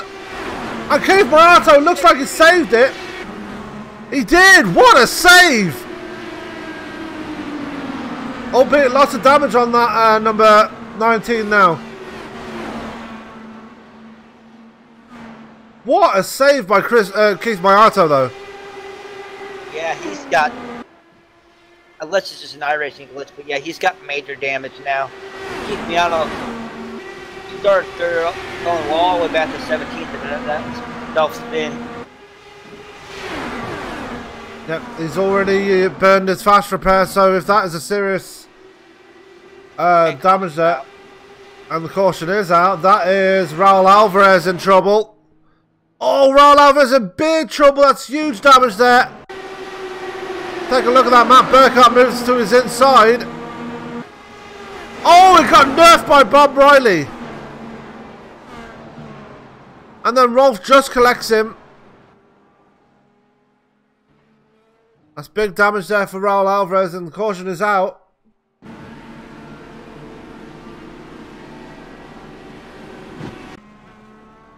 And I believe Mark Walker's out of this race. Take a look. He's out. Wow. Tough night for our pole sitter. Yep.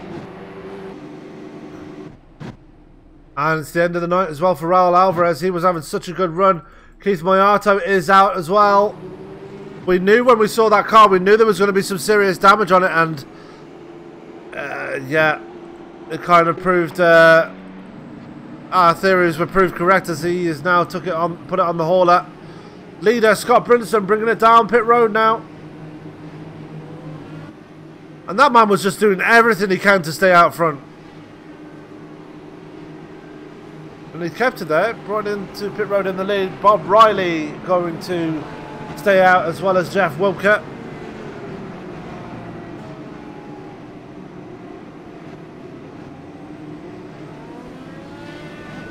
And it looks like Jeff Hollinsworth going to win the race off pit road. No, Scott Brinson going to win the race. Crummer off third. Looks like Dylan Vose off pit road in fourth, followed by Nate Siefka. So Dylan Vose on the charge as well now, Connor. Yeah, Dylan Vose having a great night. Once again, started 26th. He's up until the top 10, I believe. He's in 6th right now.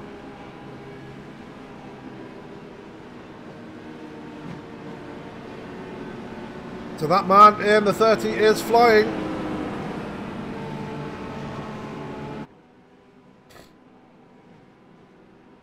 One man that's still in it and just will not give up is Rolf Just. The man from the Diach area. Drives for Club Diach. He is in the 192 and he's still in this thing, albeit one lap down.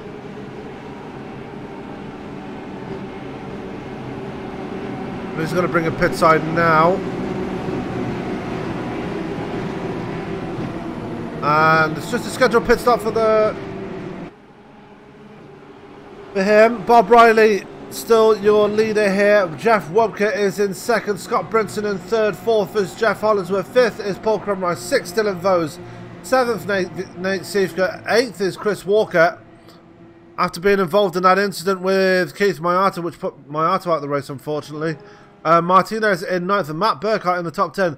Sage Karam, he wanted that caution to come out. He's back in P11, but crucially, he's on the lead lap and he's on the same tyres as everybody else now. So watch for him to come for the field. Well, definitely. Sage Karam, a big hard charger in these races. Well, I mean, I wouldn't put it past him. Try to get up to the front. He is a real-life IndyCar driver, so. Yeah, and the hard charger award going to Dylan Vose so far. Started 26th all the way up to 6th place. So gained 20 spots in this race so far. 26 out of the 28 that started. That's pretty impressive. Yeah, it is.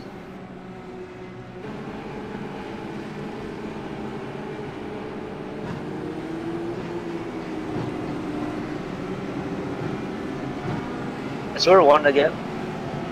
Yes, we are. Got a lot of cautions here tonight, but it's been some good racing at the same time.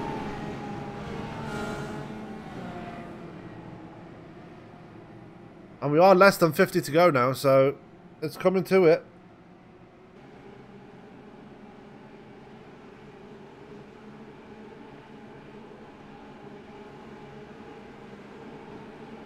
Bob Riley, your leader, as we go down the backstretch. Jeff Wilker in 2nd. How long will their tyres last? 16 laps on their tyres.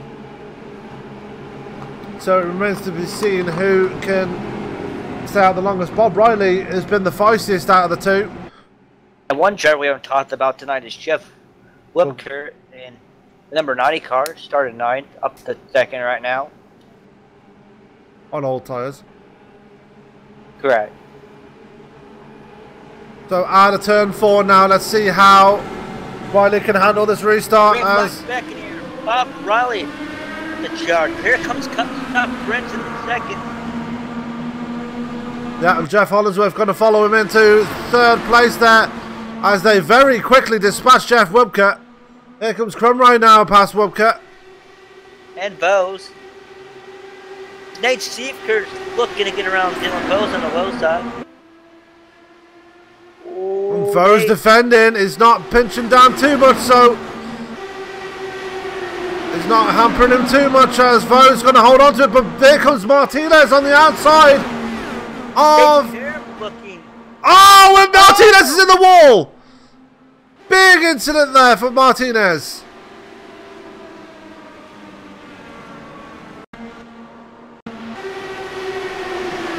Take another look at that.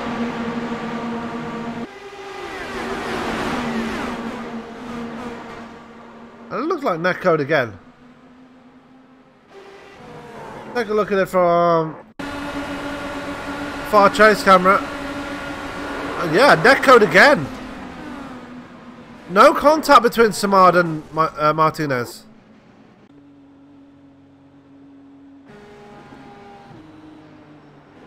There's a lot of netcode happening tonight, Connor. Repeat that again? Sorry, I was doing something. A lot of netcode happening tonight. Yes, a lot of netcode happening tonight. These Indy cars are notorious for wicked netcode. Yeah. And that was another incident there as while all this was happening, Sage Karen moved himself up to 7th place.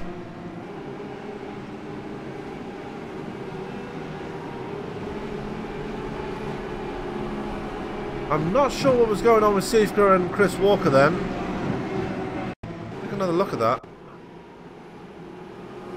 They decided to go back out again. I'm not sure if they'll get a penalty for that.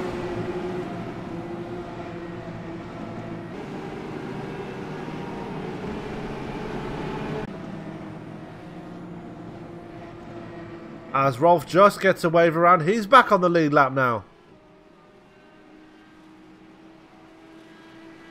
Yes, Rolf just having a decently good night tonight.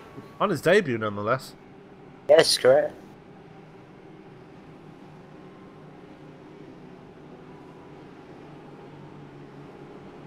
As the field is getting very backed up at the back there. What is going on there? I do not know. Listen to this one, Sam. Kind of off topic from the race. What it is a whopping negative 16 degrees outside right now where I live, with a wind chill of -6. Yeah, the track temperature's starting to come down as we're looking at Jeff Hollingsworth. I think Hollingsworth is out of fuel, or he's having some kind of problem.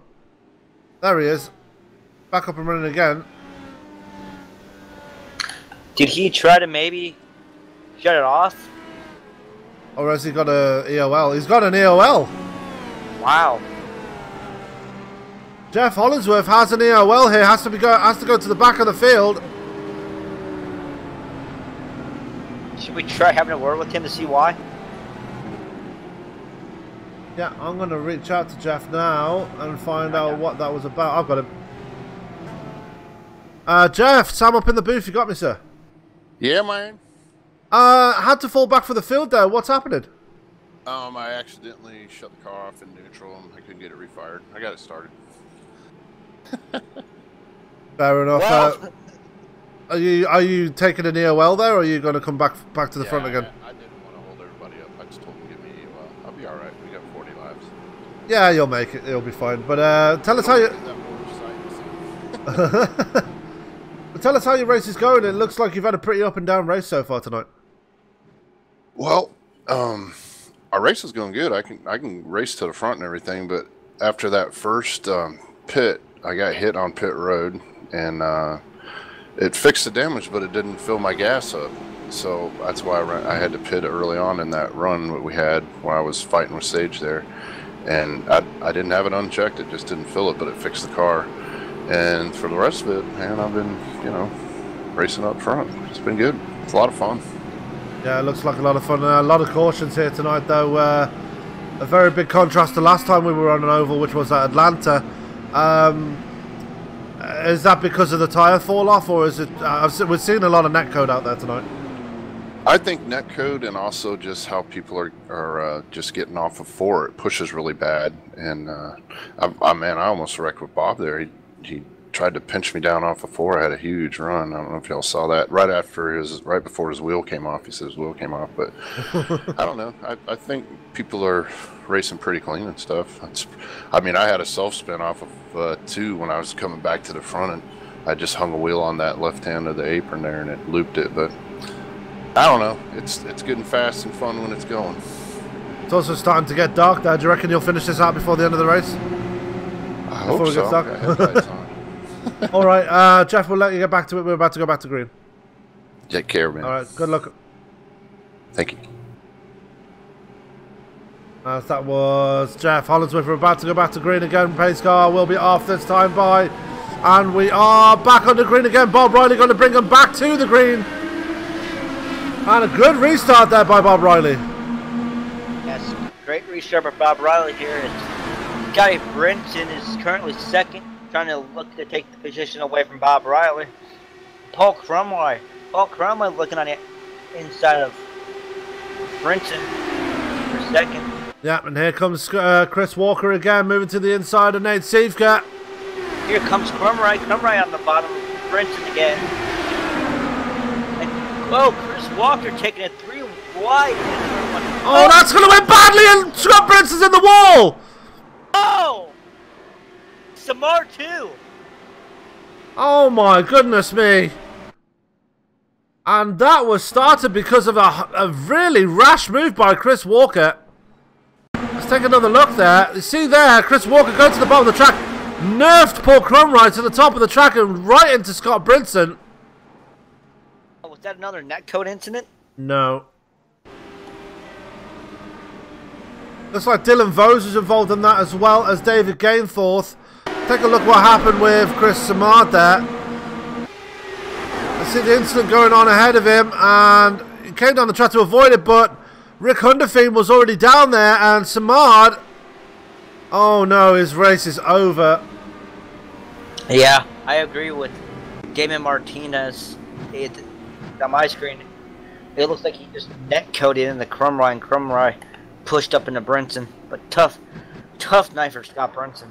Yeah, and that was it was Chris Walker, not Martinez, but well, Damon Martinez mentioned it in the chat that. Yeah. But Scott Brinson, his season going from bad to worse. He's had a very difficult couple of races, and this one will be no exception here.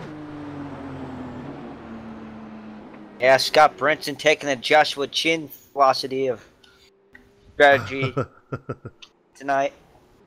Yeah. Both current champions just having a rough season. As Chris Samard is back up and running again. I'm not sure how he's able to do this, you know. Did he take a pit side? I am not sure. He did. He got it fixed. No suspension damage on the 27. Able to get the wings put back on it, and able to get back out on track. So great recovery by Samard. But Johnny Antonucci has the lead now, and he's going to bring a pit side. Don't go in, Johnny. You still got relatively fresh tyres. How he's able to keep that car running after just destroying a safety barrier is amazing. Chris Samard? Yes. Yeah.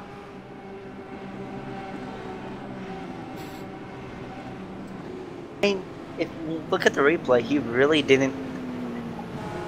He was riding that between the wall and the catch fence. Yes. I don't know. I would say there's definitely got to be some suspension damage that isn't showing on that car. So look for him to maybe, possibly struggle here in a restart.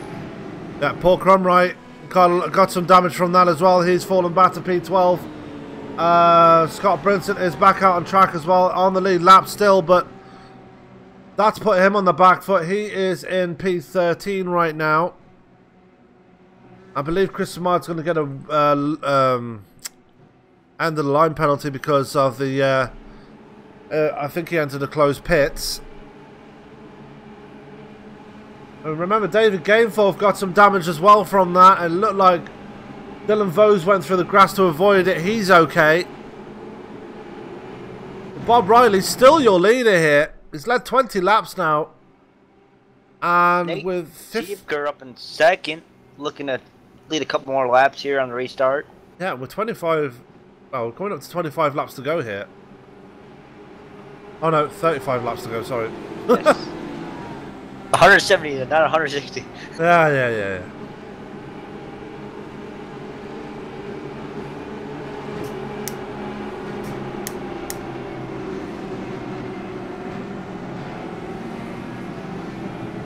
As the sun's back out again, so that could bring up the temperature on the track.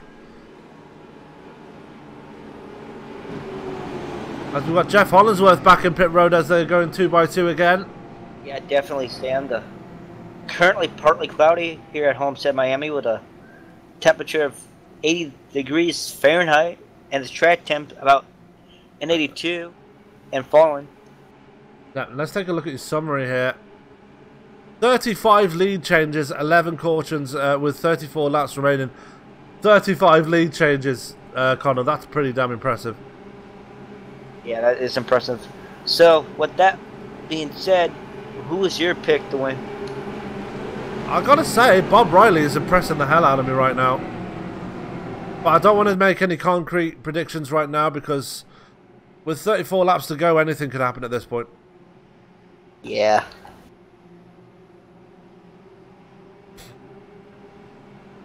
So, with the pace car about to roll on off into pit road, Bob Riley has control of the field again. There goes the pace car, and there goes Bob Riley, not wasting any time again. Chris Walker on a charge again, immediately dispatches his teammate.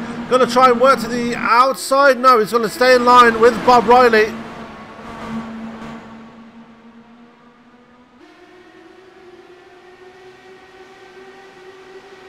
Going to work the outside of Bob Riley now as they come towards turn 3. Sage Cameron is right there as well. He's in 4th place, working on the outside of Nate Siefker. Matt Burkhart in the top 5. Yeah, and Chris Walker looking to the outside of Bob Riley. Sage Cameron taking it through wide on the top side. Not quite got it there though, but Bob Riley still has control of this thing.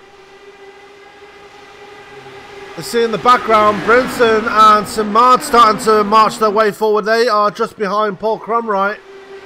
And Crumright working to the outside of Jeffrey Price right now. Gets him and moves his way up to 9th place. Oh, don't go back up, Nate. And the Nate Siefker 10X Club having problems here. Yes, Mr. 10X having problems. Take another look there. Oh! And it was like a stack up between him, Chris Walker, and Sage Karam. Gameforth and Antonucci doing amazingly to get around them. And we're up to 12 cautions now.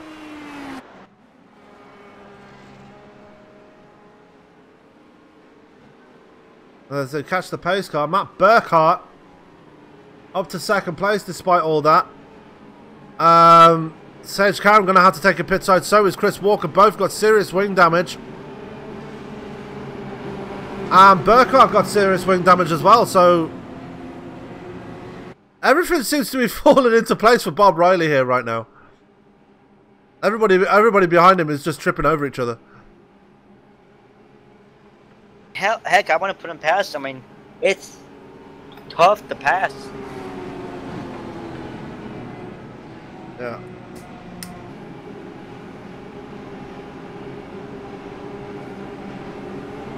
And all this going on has let Paul Crumright and Scott Brinson reset and hopefully get their way back to the front. Chris Simard trying to get to the front as well. Rolf Just is into pit road as well as David Gameforth. Johnny Antonucci's in. Nate Siefker obviously is in as well. He's just making his way to his pit box there. Jeff Wilker's just been in pit road. He's the only driver 1 lap down now.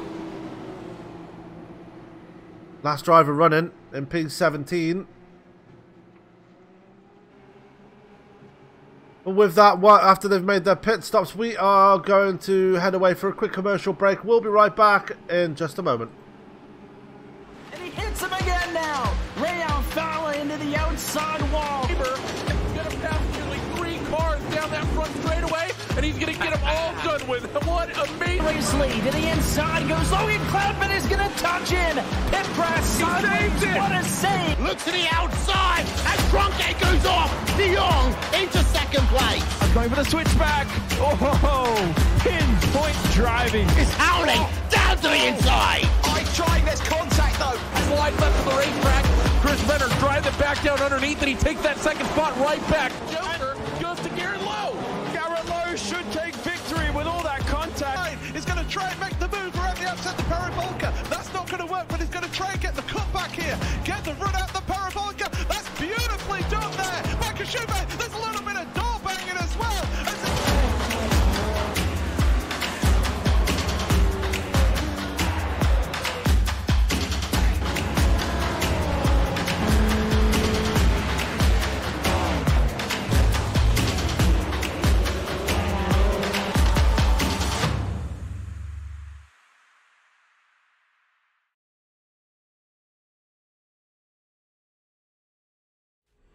The most realistic online racing sim ever made. This is iRacing. Detailed laser scan tracks, fully dynamic real world cars, and over 50 series to choose from. 6 online world championships offering over $100,000 in annual prizes. This is the original esport racing game. This is iRacing.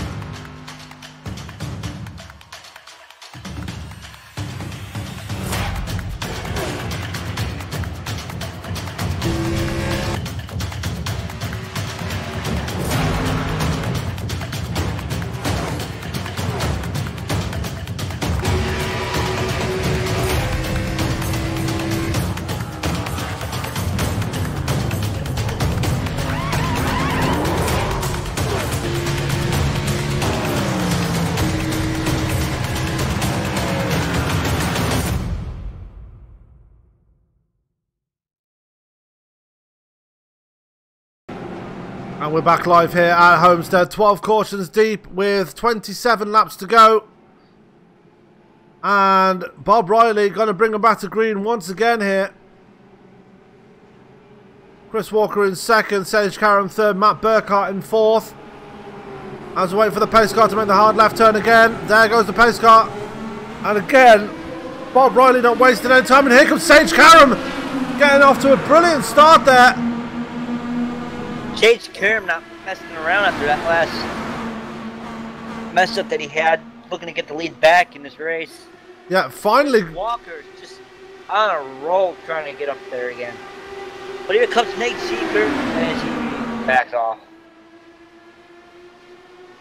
Yeah, well, Nate Seeker's a bit further back as Chris Walker battling it out with Karam. Karam going to work to the outside of Riley here. And they're getting very bunched up again. I believe Nate Seeker's up on the wall again. That was actually Hunderfield that was up in the wall. Seeker's back in 11th place, but back at the front. Bob Riley doing everything he can. Oh, big crash! Big crash!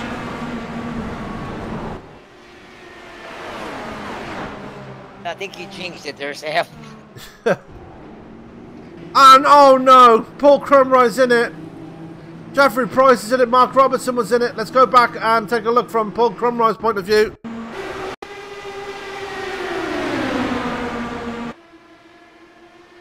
And I believe that was Mark Robertson. Oh, a collision between Robertson and Burkhart. Paul Cromroy was in that as well.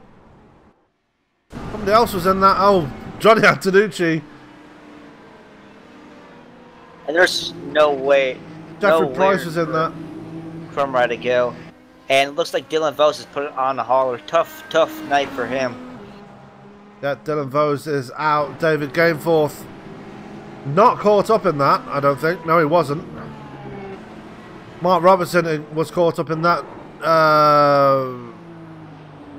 Rolf Just was in that. He's got a bit of wing damage.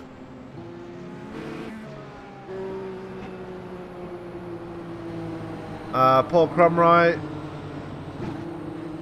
Where is he? Back there. He's had to tow it. Jeff Wilker's still out on track. Matt Burkhart not going to be a happy camper, as I believe he's out of the race as well now.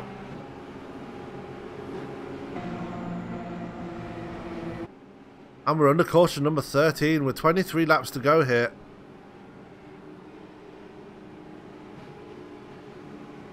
And this track is very tough. It always has a toll on the drivers. And the Nuclear Banana is back up to 5th place here. How he's doing this is beyond me. Absolutely beyond me. Who are we talking about? Chris Samard. What happened to Chris Samard? He's back up to the top 5 already.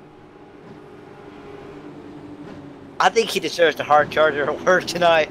I know we were talking about Dylan Vos being the hard charger, but this guy's gone through so many things and just. Jeff Hollinsworth up to 4th. Nate Siefka back up to 6th. Johnny Antonucci in 8th. Scott Brinson bringing a pit side. He's dropping a few places there. Mark Robertson has to bring a pit side for fast repair. And I believe Paul Cromroy's night might be over here. I don't think he got any damage though. I don't think he's... I don't know if he's already bent his fast repair or not. Matt Burkhart, he didn't put it on the hauler. He was forced to, as he was disqualified. Same for Keith Myato.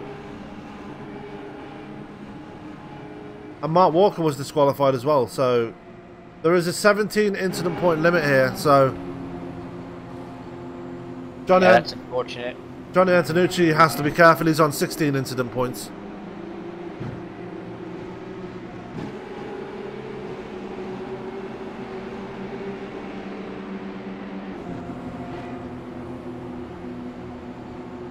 So with 22 laps to go. The sun is starting to set too. That's going to play a factor into the end of this race. I just need to get a good green flag run going and get this thing finished. Yes.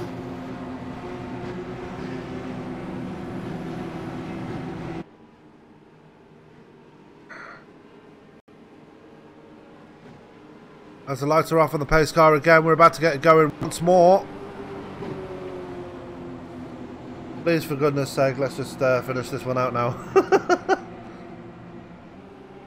And Rolf just looking good for a top 10 here on his debut. He's in 10th place right now. Sitting right there in the 192.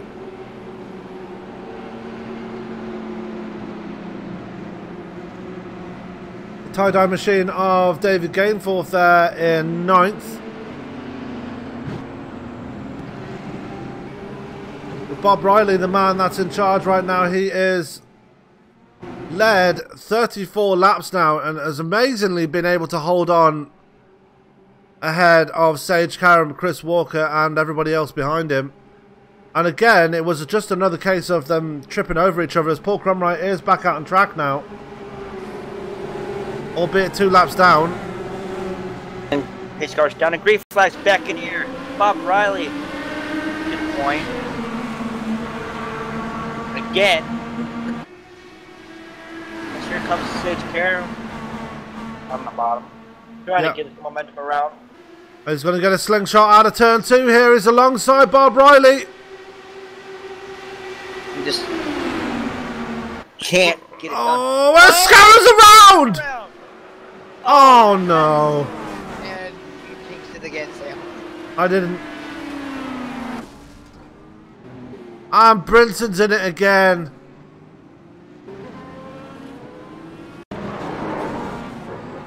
There are going to be some harsh words from Scott Brinson at the end of this. See if you're caught up in that. Antonucci just got disqualified as well.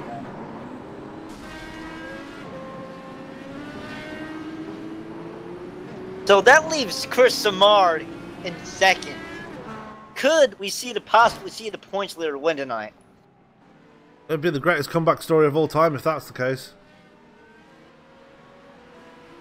I don't know. Has Sage Kieran taken his fast repair? He's already used one, I think. You only get one, right? Yep. Well, let's see. But oh my god, these last 50 laps, man, they have been absolutely insane.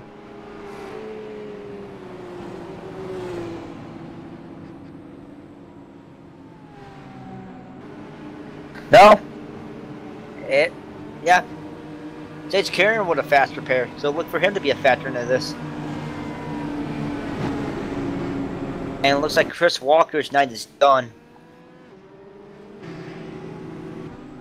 Yeah. As well as Nate Siefker's. Yeah, Nate Siefker out. Rick Hundefeen is out as well. And Scott Brinson's trying to live it back down to pit road, but I believe his night is done. Yeah, it is. As Paul Cromrye gets a wave around, so he's only one lap down now.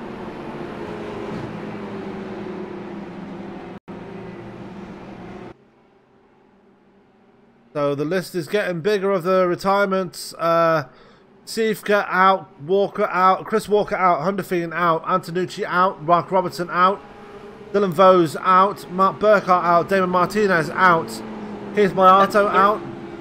There's no way that race control is going to let Scotty Brinson run the rest of this race like this. No, it'll tell him to stop. Raul Alvarez is out, Mark Walker is out, Bob Lacavara out, Marcus Hagman out, Kieran Beghelli out, Robert Dudley out, Chris Bean out, Kevin O'Brien out, and Cody Dempster all out of this race, and we only have, for the moment, 10 cars left running. Do you see Scotty driving sideways? Yeah, I do. He's crabbing. I'm interested to see his Not strategy. sure if he's driving under protest or what, but that's that car is tweaked.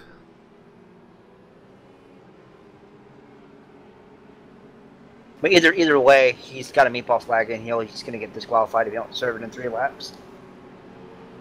Yeah, I know.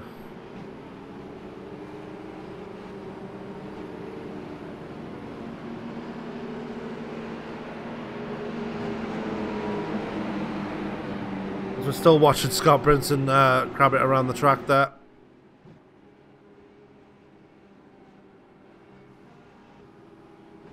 Bob Riley still holding on to the lead of this race. Despite everything that's happening behind him. Jeff Hinesworth still having a great night. Rolf Justin to 6th place now. After being... We have 8 drivers left on a lead lap, Sam. Yeah. And only 10 cars still running for now.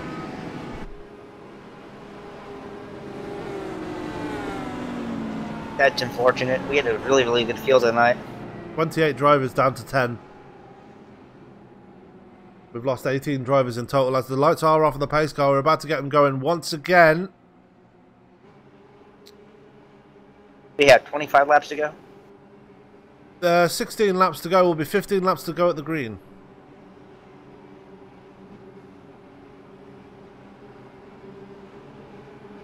And this has been a tough night for everybody tonight. Yeah, definitely. So whatever happens right now, Scott Brinson and Paul Cromrye, they're going to get a top 10 regardless of whether they're a lap down or not. Or if Scott Brinson decides to put it on the hauler in the end. I just don't understand his strategy. He's just making sure he sees it through to the end, I'm sure. Yeah. As there goes the pace car. Chris Smart having a bad restart as Sage Karen's looking on the inside around Chris Smart. And gets it. As he's going to try and work to the outside of Bob Riley again as they come out of turn 2. Sage Karen with a very dangerous move on the inside there. Saw a gap and went for it. And Sage Karen to the point now. Here comes Chris Simon as well. Bob Riley's going to get absolutely mobbed here now. And he does. Bob Riley back to third. Here comes Jeff Hollingsworth now. Going to try and up into the top 2. Yeah. Looking for take the position away from Karen, but just can't get up there. And here comes Chris Walker. Chris Walker. Oh! That's Jeff Hollingsworth. My apologies. Cars look similar. But yep, Jeff Hollingsworth up second, trying to look around Sage Karen. He's going to try it. Took a look to the outside there, going through 1 and 2. 13 laps to go here. It's all or nothing right now. As here comes Hollingsworth now. Working to the outside of Sage Karen. Bob Riley's right there as well. Chris Samard right there. Just right behind them. Jeffrey Price is right there, the Aussie. And the one guy I've been talking about all night, he's turning back in 6th, looking to make his way up to the top 3 is Paul Crumry. Crumry's still a lap down. True. As Ralph just still holding on to 6th place there. You see him right there on. Johnny Brinson put it on the hall. Yeah, that was always going to happen. I think he was disqualified because of the meatball flag. Yes. So Hollingsworth doing everything he can to try and get around the outside of Sage Karen. Going to duck it to the inside there. Try and find a gap as Hollingsworth hits the back of Karen. 2 wheels up in the air, and he's going to slide on the track, and Chris Simon has to back out of it. Is he almost about to collect Bob Riley too? Yeah, Hollingsworth has got to have damage on that car now. Oh, he's clean as a ghost. That's good as they come through 3 and 4. We're 10 laps to go, about to be 9 laps to go here. We're about to put a lap on. I believe that's Jeff Wumpkin we're about to put a lap on. As there goes Hollingsworth to the outside of Karen again. Let's see if he can get a draft on the lap. He is. He's getting a draft off Jeff Wumpkin. He's almost got him. And remember, these guys were battling out earlier on in the race, trading places almost every lap. Still trading it. Oh, big slide there by Hollingsworth. As Hollingsworth is sliding back, that brings Bob Riley up to second. As Sage Karen's trying to put Jeff Wilkins another lap down. Yep, Jeff Wilkins just staying out of the way of these guys. I mean, if I was a lap down, I'd do exactly the same thing as well. Definitely. The Sage Karen leading this with 7 laps to go. Hollingsworth trying to make his way up there. Chris Samard trying to make his way up there as well. Paul Crumry looking for his lap back the hard way and hoping for a quick caution. Bob Riley going up the track to defend from Hollingsworth. Yeah. Bob Riley just not making friends out here tonight. Bob Riley trying to defend from Samard. Samard got too much speed though coming out of turn 2. And oh, Bob Riley puts Samard into the wall. Samard, that's a tough night for Samard. And Samard stuck in the wall and gets it. Line now. Hollingsworth now setting sail after Sage Karen now as he gets a run off him coming out of turn 2. Tries to get him. Not going to find a way past him this time. Buys to go through 3 and 4. We have 5 laps to go. 4 laps to go at the line. There they go down across the line. If I was Jeff, I would just hang back and ride his draft until like the last 2 laps to try to get the slingshot. Get him at the line. Hollingsworth still fighting on that outside line. He's going to try and see if he can cross him over as Hollingsworth desperately looking for a gap there.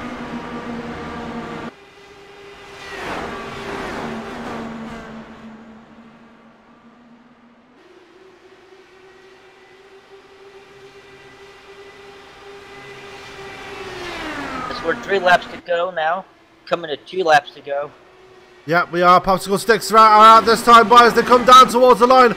It's now or never for Jeff Hollingsworth to try and beat Sage Karam here. Trying that outside line again as they go through 1 and 2. Not going to make it happen.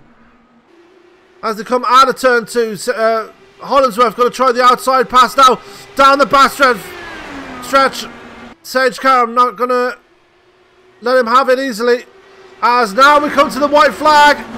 Out of turn 4. White flag is out this time by Jeff Hollingsworth. Is just going to dig. Try and get to the end there now.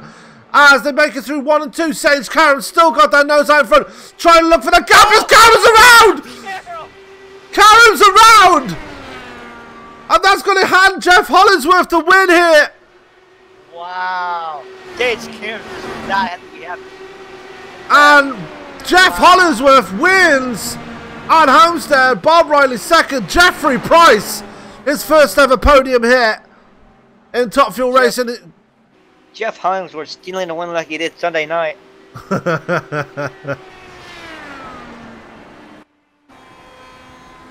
And that is your winner right here, Mr. Jeff Hollingsworth. Not happy. I wouldn't be either.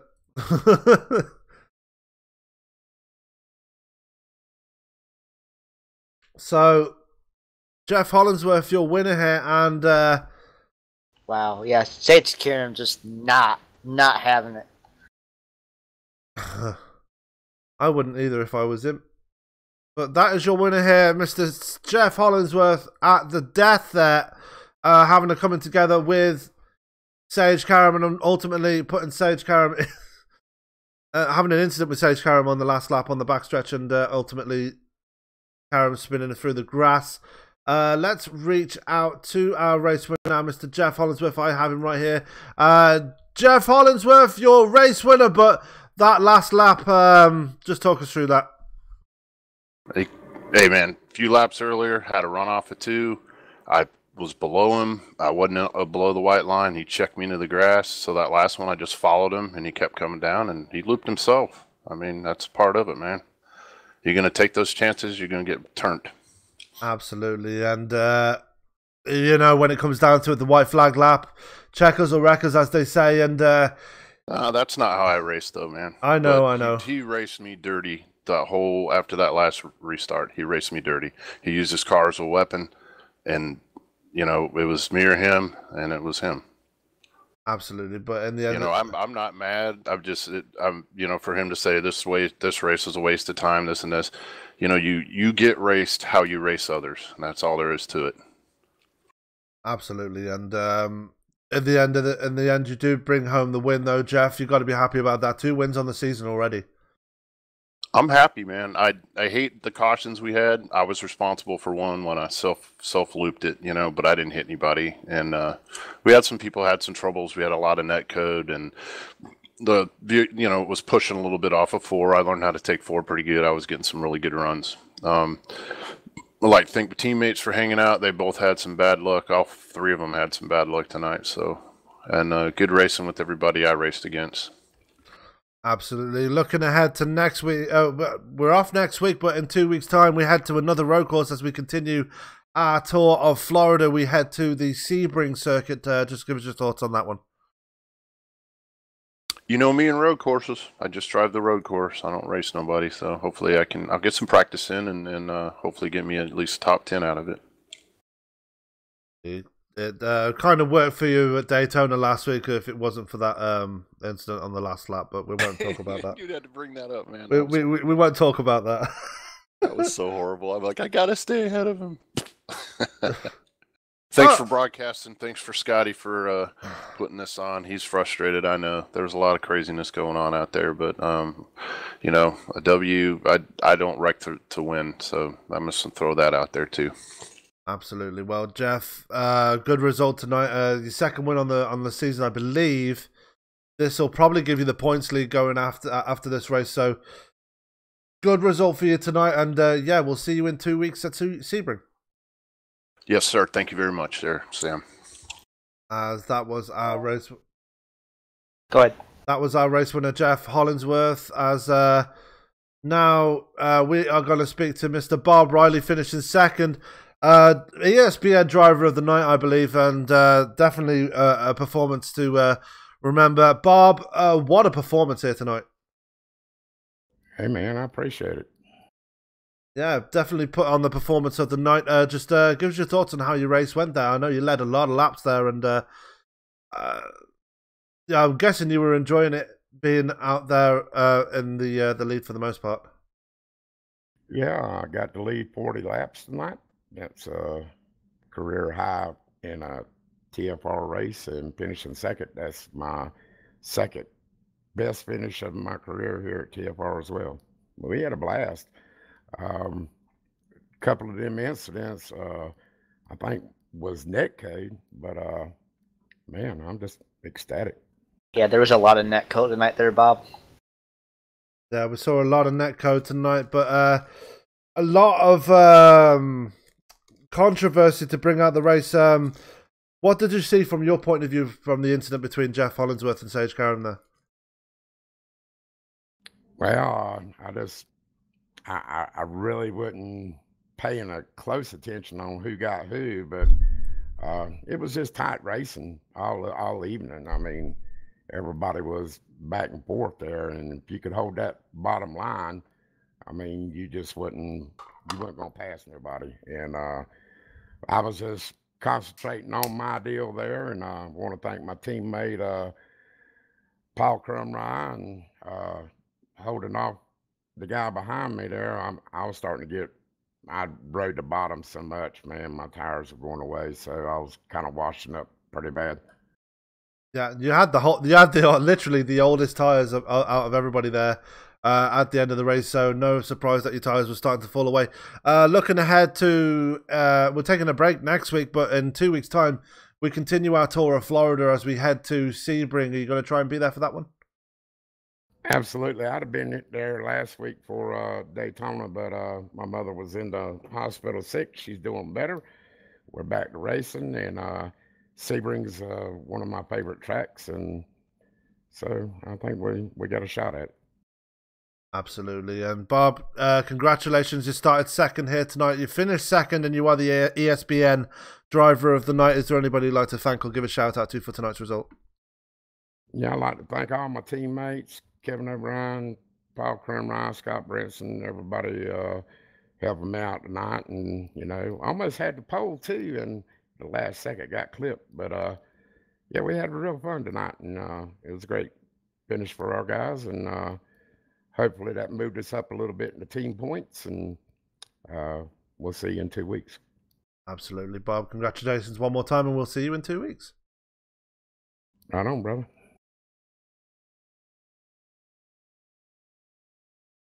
That was Bob Riley. Sage, I know you're joining us in the booth. Just talk us through what happened there on that last lap. I know you're very disappointed. It's BS is what it is. Absolutely. Just talk us through what happened there. He knew I was running the bottom. Every single lap for the last 20 laps, I ran the bottom lane. I didn't come off the white line. I never came off the white line. He put his car in the warm-up lane to get somewhat below me, but I'm still the leader. I still have control. I'm running the bottom. I'm running the track limits. And then he goes below track limits and then catches my rear end and spins me. That's bullcrap. And if Scott's going to stick to his rules and everything, that's not allowed. So he should be put behind me. The win should be taken from him. I spent 2.5 hours tonight in here doing this race, all for that, to get penalized, to get disqualified because he spun me. That dude gave me 12x in the last 15 laps of that race, just running into me. I mean, that dude is out of control. Went twice below the white line, and the last one was he just clearly just took me out. He didn't even lift. I mean, I'm running the track limit. I'm on the white line. I can't go any lower legally, but he can, and then he gets awarded with a win, and I get 6th. That's bullcrap to me. I know Brinson's pissed. You know, I mean, how many cautions do we have? 14 cautions? Something like 5 that, yeah. cars on the lead lap? About that. I mean, come on. There's got to be something. I mean, there's guys in here that are causing wrecks left and right. I know Brinson's upset with a few guys that caused wrecks with him. I know there was a lot of issues with netcode and everything, but Brinson comes in, he sets a standard, he tells us what needs to happen in a race. We can't go below these lines. If he says the apron's available, the apron's available. Apron was not available tonight. The white line is where you go. I didn't move. I stayed on that white line. He went in the freaking warm-up lane, the pit exit lane, and then went towards the grass and still didn't have me. It just didn't lift and just drove into the back of me and spun me. I mean, it's bullcrap. He should be penalized. And honestly, like, that's the reason I'm going to Lionheart next year. I'm going. Okay, other than the incident that you had tonight, it looked like you had a very strong run in as well tonight, Sage. Just talk about your race on the whole. I know it was a very difficult one for everybody. Yeah, I mean, I had a great race. I mean, I came in here, qualified pretty well, decent. I mean, I knew qualifying wasn't going to be a big deal. Ran up front, ran good. And then I got a penalty for passing the pace car coming into a pit stop. So that's why I did that kind of 1 second drive through in the pits there, if you guys saw. Yeah, we saw it, yeah. And then I got a end of the line penalty, had to get a lap back, got the lap back, got back up to the lead. The inside was obviously the way to go. You know, I made an aggressive move on Bob. You know, got the lead. You know, Bob raced me very, very hard, but, you know, he knew when I got to the inside that there was nothing he could do, and he didn't push me into the grass. He didn't do anything like that, and he left the door open. The difference between his move and Hollingsworth's move on me was that I didn't leave a door open. He literally just used non-track limits, so I don't know. I'm pissed off, as you can tell. I mean, it is what it is. I spent how many hours on here tonight doing this race when I could have been hanging out with my family and everything. I just lost my dog and everything, and it's just like I come in here to like take stress away, and it adds more stress. You know, that's just frustrating to me. And then he gets awarded with a win. I can't wait to lap his ass at Sebring next week. Absolutely. Well, we're off next week, but we'll be back in Sebring in 2 weeks. Just give your thoughts. I know you're very strong on the road courses. Just give us your thoughts about going to Sebring. I'm only going to Sebring to lap Hollingsworth. That's it. Okay, Sage. Is there anybody you'd like to give a shout out to before we let you go? Yeah, obviously you guys up in the booth. You know, Connor, you did a good job up there as a guest speaker. It's always cool having you up there. And Sam, you always do a great job. Obviously, you know, missing Tony. He's always a good voice to have on the broadcast.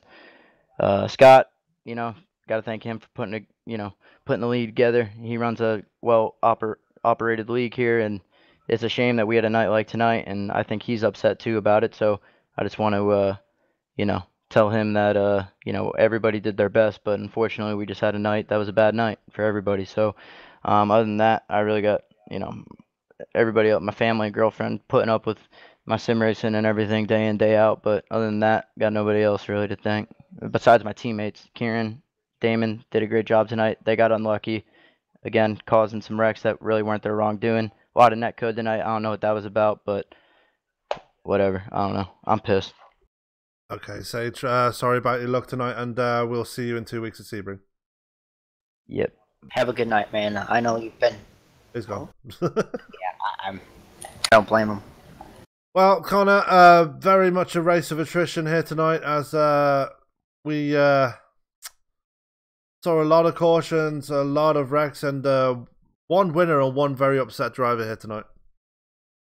Definitely, Sam. I mean, I feel the pain from Sage. Like, I've been in that situation in official races, and it's not fun. Yeah. So that is going to do it for tonight's broadcast. We are just going to quickly run through the results before we get out of here, as well, I need to go to work for a start, as coming home with a win, the unofficial win. I'm not sure what's going to happen here, as Jeff Hollingsworth bringing home the win. Second place goes to Bob Riley, ESPN driver of the night. Jeffrey Price in third, Rolf Just in fourth on his debut, and rounding out your top five was David Gainforth. Sixth place was Sage Karam. Seventh was Paul Cromwright. Eighth, Jeff Webker. Ninth, Chris Simard. And rounding out the top 10 was Scott Brinson. 11th was Nate Siefke. 12th was Rick Underfeen. 13th, Chris Walker. 14th, Johnny Antonucci. 15th was Mark Robertson. 16th, Matt Burkhart. 17th, Dylan Vose. 18th, Damon Martinez. 19th, Keith Mayato. And 20th, Raul Alvarez. It won't let me go further than top 20. 21st was Mark Walker. 22nd was Bob Lacavara. 23rd was Marcus Hagman. 24th was Kieran Begeli. 25th was Robert Dudley. 26th was Chris Bean. 27th was Kevin O'Brien, and ran out your field of 28 drivers here tonight, even though we finished with less than 10, was Cody Dempster. Well, that is going to do it here tonight for us at ESPN. This was the Leroy Mickle Nothing But a Good Time memorial in tribute to Leroy Mickle, a good friend of Paul Cromwright's, who was lost, who we lost about a month ago, and Cromwright almost, Cromwright putting on a good show for his good friend that unfortunately passed away recently. My name is Sam Cooper Bennett. Joining me in the booth was Conor O'Hader. All that's left for me to say is keep it clean, keep it green, as we take a moment's silence for the man known as Leroy Mickle. Good night.